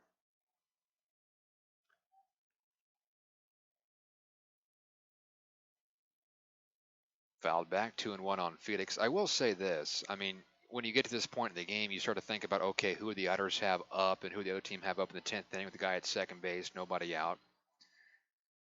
I would love for Evansville to score in this inning, but what I'm saying is if they're not going to score, just go down in order. So you have the top of the order up in the 10th. He'll be the right guys in the 10th. Penner, a decent speed at second, and Schaumburg has the top of the order up in the home half of the 9th, so they would have a different part of their order. Swing and a miss to Felix, and the count's even, 2-2.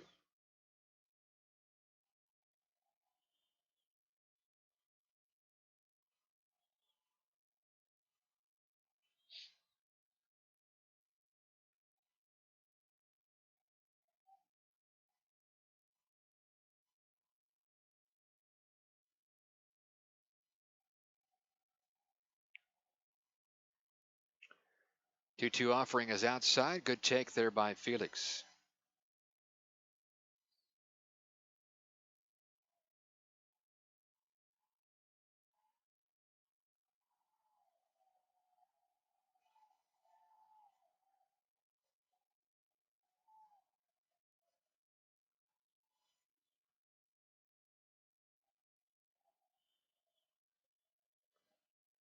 Trying to get the go-ahead run on base. From the stretch, the payoff pitch. He walked him ball 4, a fastball downstairs. And Felix is on base for the second time today with a walk.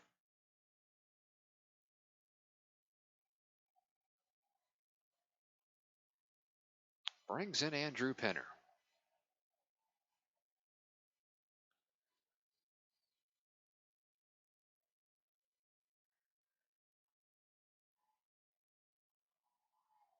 When will you start to get nervous, Preston, about making your other game on time?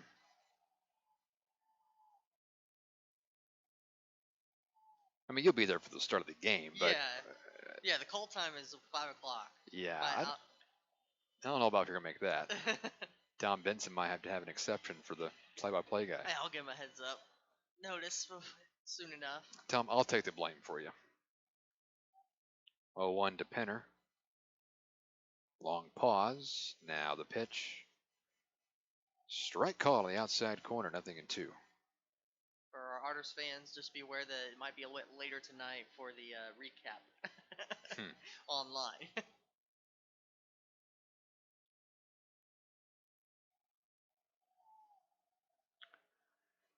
Short lead at first base for Felix. He ain't going anywhere. The 0-2. Well, now he is. The ball gets away from the catcher. Trying to make second base is Felix, and he dives in head first. Felix says, take that. Look at that speed. So a wild pitch has a go-ahead run in scoring position with one away.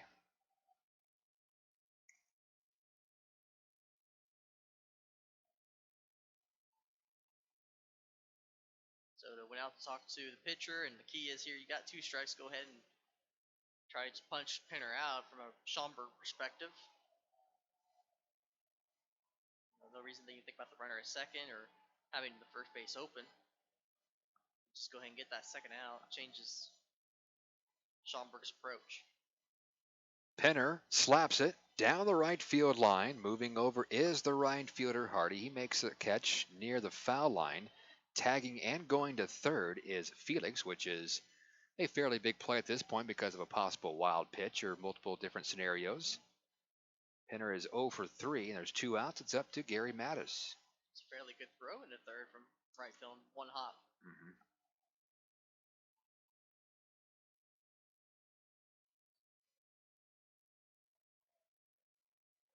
So Mattis singled and scored in the 2-run 8th inning thanks to the 2-run home run by Josh Allen. Mattis also struck out twice and bounced out to first, meeting on the mound to go over this matchup between Schneider and Mattis.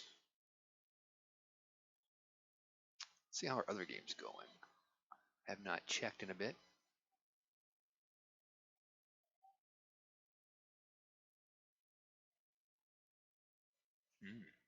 So a 2-out double by Joliet. They've got the winning run at second base with 2 outs in the 9th, 5-5 game. If they don't drive him in, then they're going to the 10th. Oh, fun of the Frontier League on this Labor Day Monday. The one camera angle we just saw looks like Logan Sawyer warming up for Evansville. Strike call to Mattis. Andy McCauley clapping down the third base line, giving some instructions to Felix. And the 0-1 is a pop-up foul. Right side, good pitch to handle. Yeah. 2 strikes. They're going to extras in Joliet. That speed might have been a little too quick there for Max. 0-2 pitch. High, laid off the fastball above the letters. Well, I had dinner plans tonight. Might have to postpone those a little bit.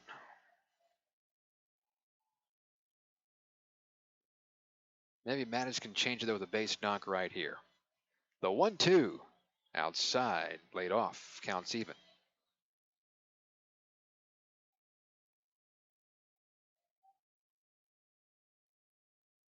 First baseman Davidson is playing well off the line at first. As the infield plays Mattis to pull. Here is the 2-2. Fouled back, another good fastball right down central, and Mattis had a big rip. Just missed it.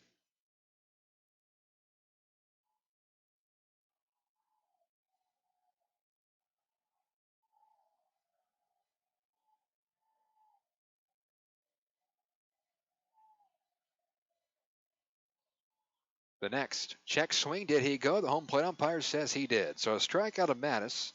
Third time he has K'd today, and chance for a Schaumburg to walk it off in the home half of the ninth inning. We are tied at 4 on the Otters YouTube channel. Welcome to a place that feels like home. A place that cares about all of you. Built to help you grow in more ways than you can possibly imagine. To make new friends, travel new paths, soar to new heights, and deepen your spiritual experience. Welcome to Oakland City University.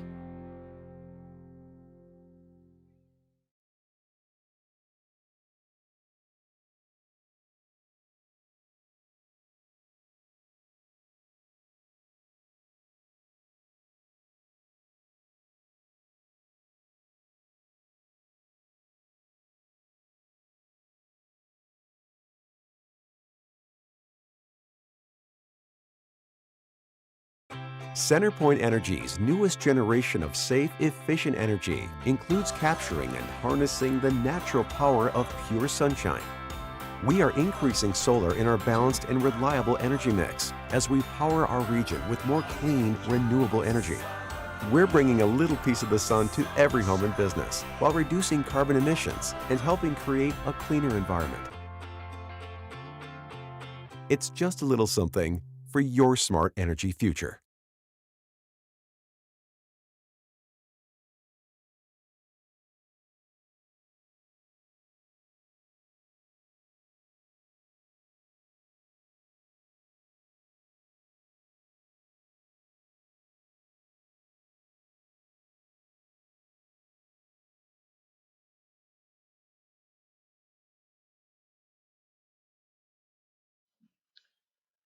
Top of the order for Schaumburg here in the ninth inning of a 4-4 game. We'll see Ali Craig, Clint Hardy, and Chase Dawson against Augie Gallardo, who worked a scoreless eighth inning, allowed a one-out double to Gums, but picked up 2 strikeouts in the inning. So buckle up, here we go. Craig digs in, a pair of doubles this afternoon, and the left-hander takes high ball 1. The double came in the first and third inning. He scored in the third, walked in the fifth, and flew out to center in the seventh. Otters hoping to force extras for a second straight game. The 1-0. Popped up foul, third base side.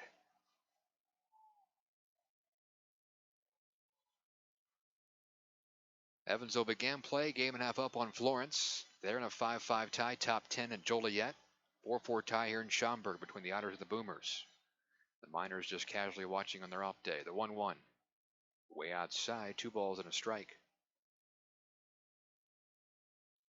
I wonder, I hadn't even thought if they also have an off day tomorrow. The Miners? Okay, so they're hosting. Okay, well, if they were playing at Florence, because Florence has been doing Tuesday off days, doubleheaders on Wednesdays, but they're at Redwood Park in Southern, so they will play tomorrow. Couldn't remember which team was the home team in that matchup this week. 3-1 now on Craig. Why has Florence been doing that? Why do they They've get that been doing option? that the last few seasons, where they get to August and last month of the season, they 3-1 pitch, jammed in, ground ball to second. Routine for Josh Allen, and that's the first out of the ninth. I feel like would be a bad time of the season to do that, because it kind of puts an effect on your pitching staff, I feel like. But again, it's only 7 inning games, so it's not like it would mess up too bad unless you have just really bad outings. But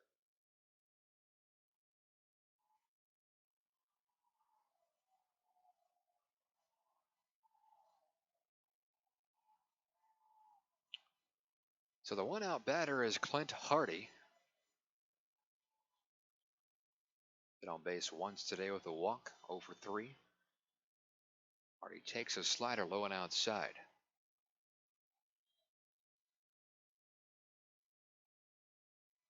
Gallardo working in his second inning. I think we'll probably see Sawyer in the 10th if we get to that point, much like we did last night. The 1-0. A spinner. Strike called, 1-1.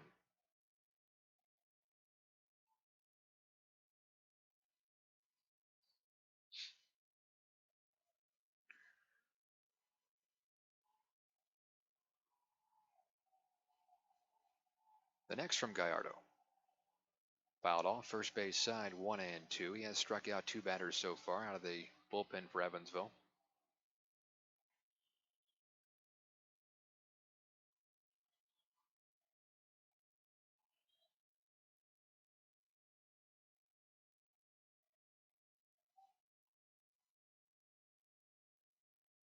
Two and two.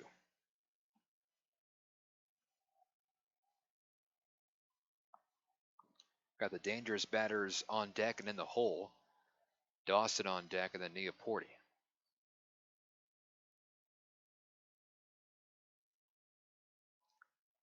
2-2 pitch to Clint Hardy. Way outside, 3 balls and 2 strikes.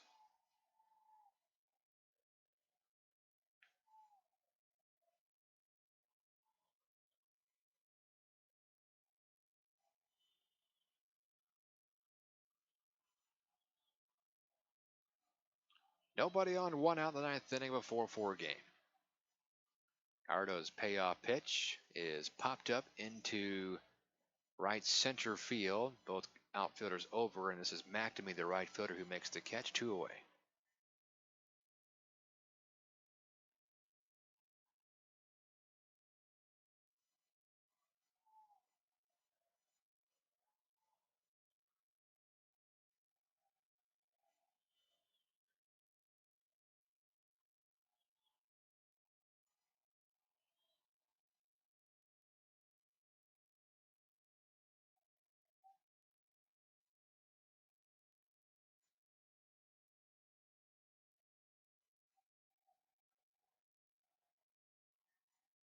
First pitch to Dawson is a low ball 1. Thing is, even if you get him out here going to that 10th, like I said, kind of looking ahead, it'll be Dawson at second base. With Neaporti leading off. Yeah. So you got the good speed and the good power in that combination. Strike on the corner, 1-0-1. Perfect world. I mean, if you could guarantee the Boomers aren't going to score, you like for Dawson to reach base here, so Neaporti bats. And then he gets out. Gallardo's not thinking like that, though. He just wants to get Dawson out and send us to the 10th, the 1-1. Another breaking ball called a ball, a tad high, 2-1. Didn't look too different from some of the others. No, home play umpire is good through about 7. I think he's getting tired back there. He's been a bit inconsistent the last 2 innings. Or, shoot, it may have even been when he took that one off the mask. That's true. Because that one, I mean, he did take a hard one. He might be seeing multiple pitches come in. The 2-1 is hit up the middle, backhanded by Allen. He bobbles, and safe at first is Dawson on the infield single. Jammed in, it wasn't hit all that hard at the middle, and Allen had a long way to go to his right. He backhanded it, and as he tried to plant and throw, he lost the handle on it. And Dawson's first hit of the afternoon.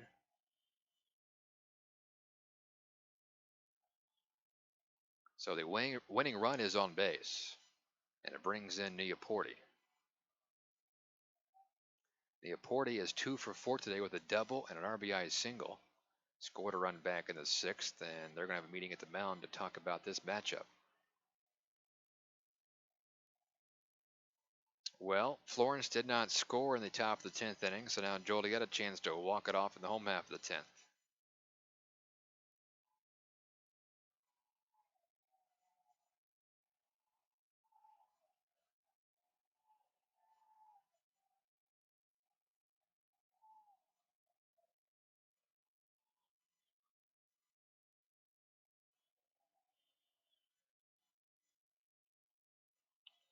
Well, you could look at it here. If you're Schaumburg, you try to swipe second so that one base hit would win. It does open up first base to pitch around Neaporti. Of course, you have the risk of getting a guy thrown out with your best slugger at the plate. Yep, forget all that. Ground ball to third. It's bobbled by Mattis, and everyone's safe. That's an E5. The one with Dawson was ruled infield single, but it's a play that Allen probably feels like he could have made. And now Mattis certainly should have made that play. It's an E5, 2 on, 2 out.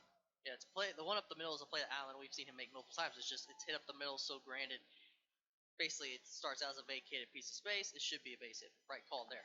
That one, Mattis, yeah, should have had. So a base hit here could win it for Schaumburg.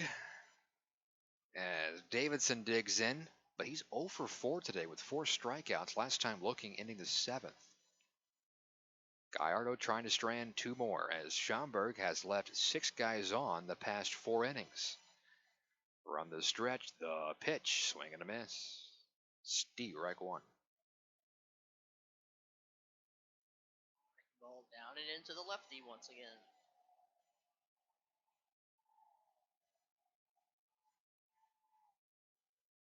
No balls and a strike on Davidson, who has 24 RBIs. He started play batting .359 for Schaumburg, but again has just had a rough day. The 1 strike is outside, counts even 1-1.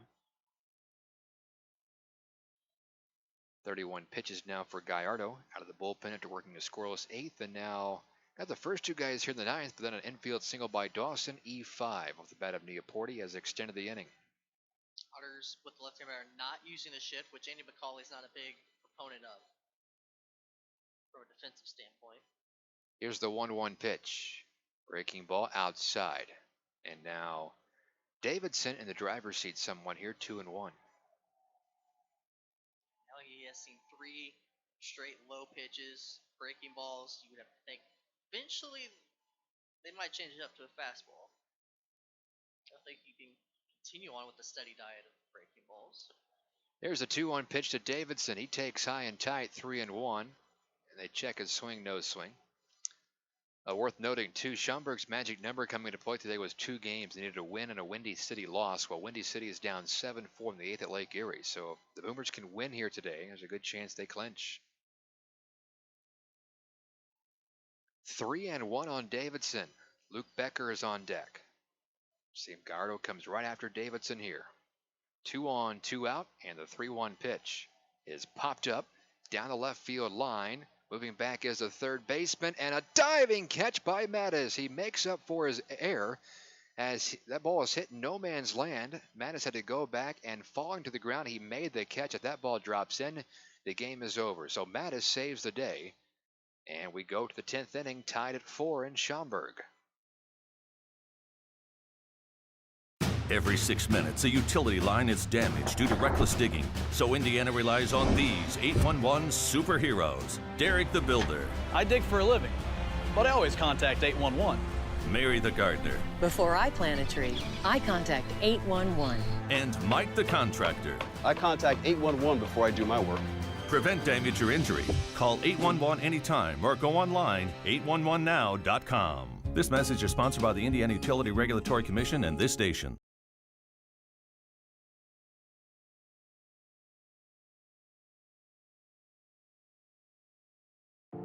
Come be a part of a nationally recognized program in criminal justice.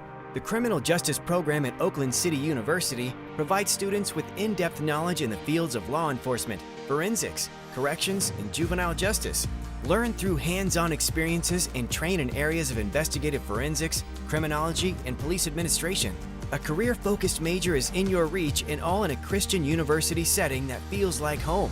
Oakland City University.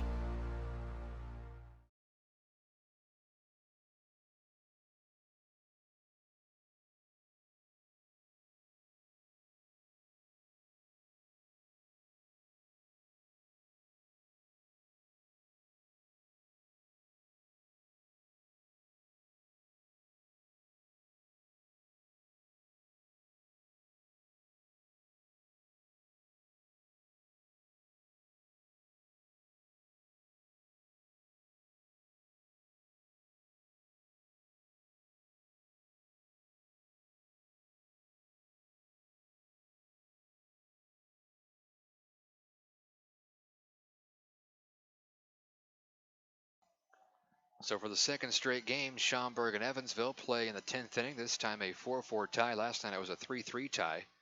Mattis, who struck out in the 9th inning, will start at second base due to the international tiebreaker rules, and Josh Allen digs in. He had the 2-run home run back in the 8th that tied the game at 4. Schneider is still the pitcher for Schaumburg, and Allen on the first pitch takes a called strike. Allen's 2 for 4 today with a double.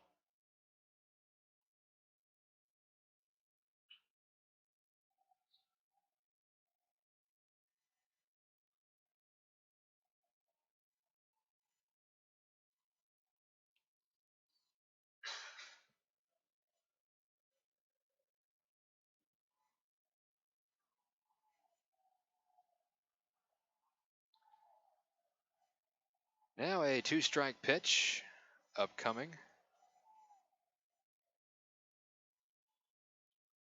Allen trying to move Mattis to third base, and now Snyder steps off the mound. Licks his fingers, now gets back on the rubber.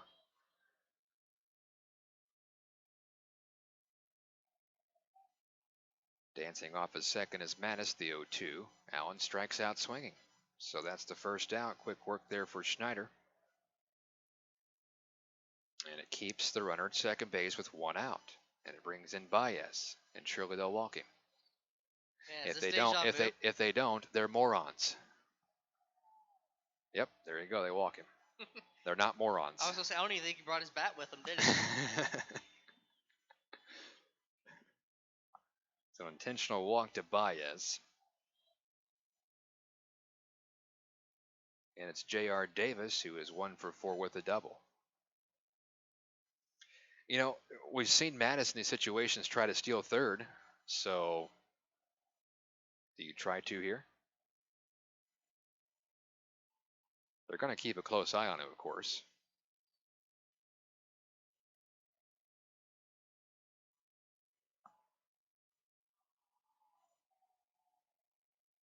Last time Davis was up, he bounced out to short. 4-4 top 10, 2 on, 1 out. And Schneider from the belt kicks and brings it home. Strike called. I think if you try to go for a steal, you do a double steal. So that way, at least one way or another, you're going to keep your runner in scoring position. So even if they go for third, get Mattis out third, you still have Baez at second with his speed to give you a chance on a base hit as well. The 0-1 pitch to J.R. Davis. Strike 2. Well, the Otters' magic number is now 5. Joliet beat Florence 6-5 and 10. So right now the Otters are 2 up on them.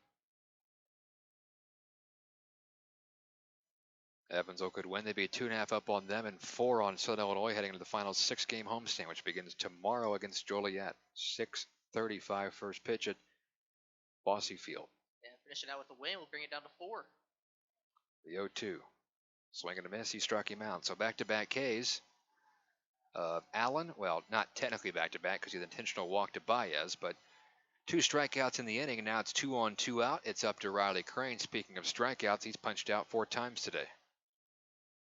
But he's due, Preston. He is due. Some might say due for a hit or due for another strikeout with 4 Ks today. We'll find out here in a few minutes. Crane has a team-high 72 RBIs on the season. The left-hander swings and hits one deep down the right field line. This is well struck. The right fielder moving back at the track, and he makes the catch. Good swing by Crane. He made solid contact, and Hardy was having to battle that sun a bit, but makes the catch, and we go to the bottom of the 10th inning. Much like last night, Evansville fails to score. The Boomers will start a guy at second base and a chance to win it on the Otters YouTube channel.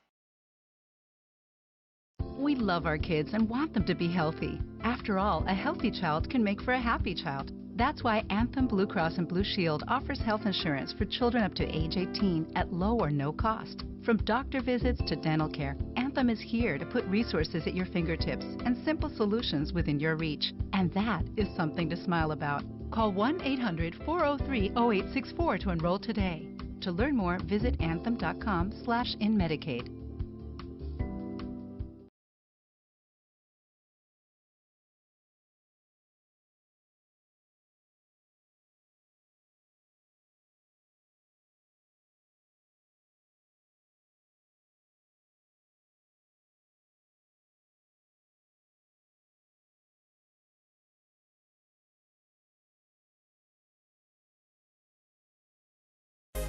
Getting ready and keeping fit for baseball season is hard work.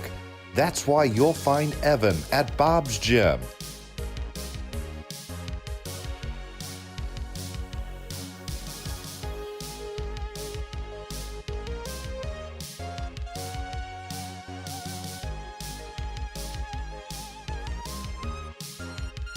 Getting fit, having fun. Being an Otter, be like Evan. Try a free 3-day pass at Bob's.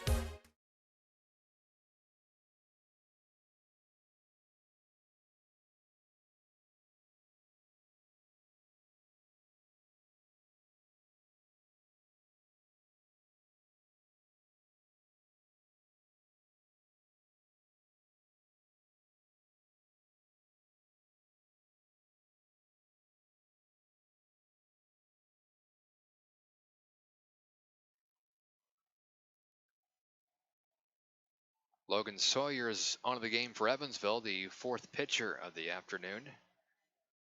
Braxton Davidson will start at second base here in the home half of the 10th inning with nobody out. 4-4 game. Luke Becker is the batter. 0 for 3 with a walk and a run scored today. He's a left-hander. Would imagine he'll be trying to lay down a bunt here. It's been Gossman to Riley to Gallardo, now to Sawyer. He's not bunting. He takes ball 1.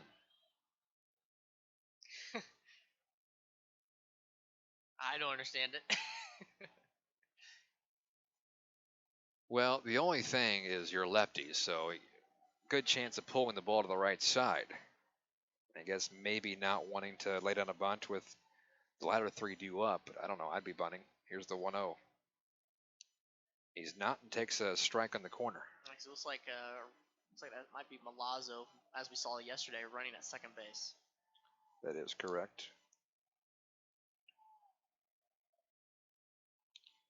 So Milazzo out at second represents the winning run for the Boomers, trying to split this 4-game series with Evansville and shrink their magic number to 1 to clinch their division. Now Becker is showing bunt, pulls back and hits it to the left side. Diving attempt by the shortstop, he can't get it. The ball goes into left field. Here comes Milazzo to throw the plate is offline. The Boomers walk it off 5-4 on the single by Luke Becker. Scoring the pinch runner Milazzo. 5-4, Schaumburg wins it in 10. And they split this 4-game series with Evansville. So the Otters wrap up a 10-game road trip going 6-4.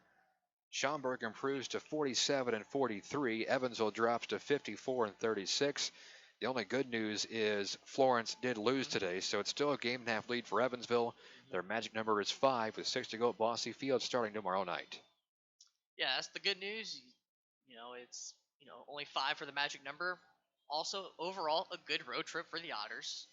Just unfortunate they couldn't take at least one of the last 2 or even all 4 games this weekend, especially when they're right there in contention, but it just wasn't meant to be. So hopefully they'll have a nice little ride back to Evansville, sleep in their own beds tonight, and come ready to the ballpark tomorrow and start the 6-game homestand. All right, so Otters back at home tomorrow. First pitch at 6:35 against the Joliet Slammers.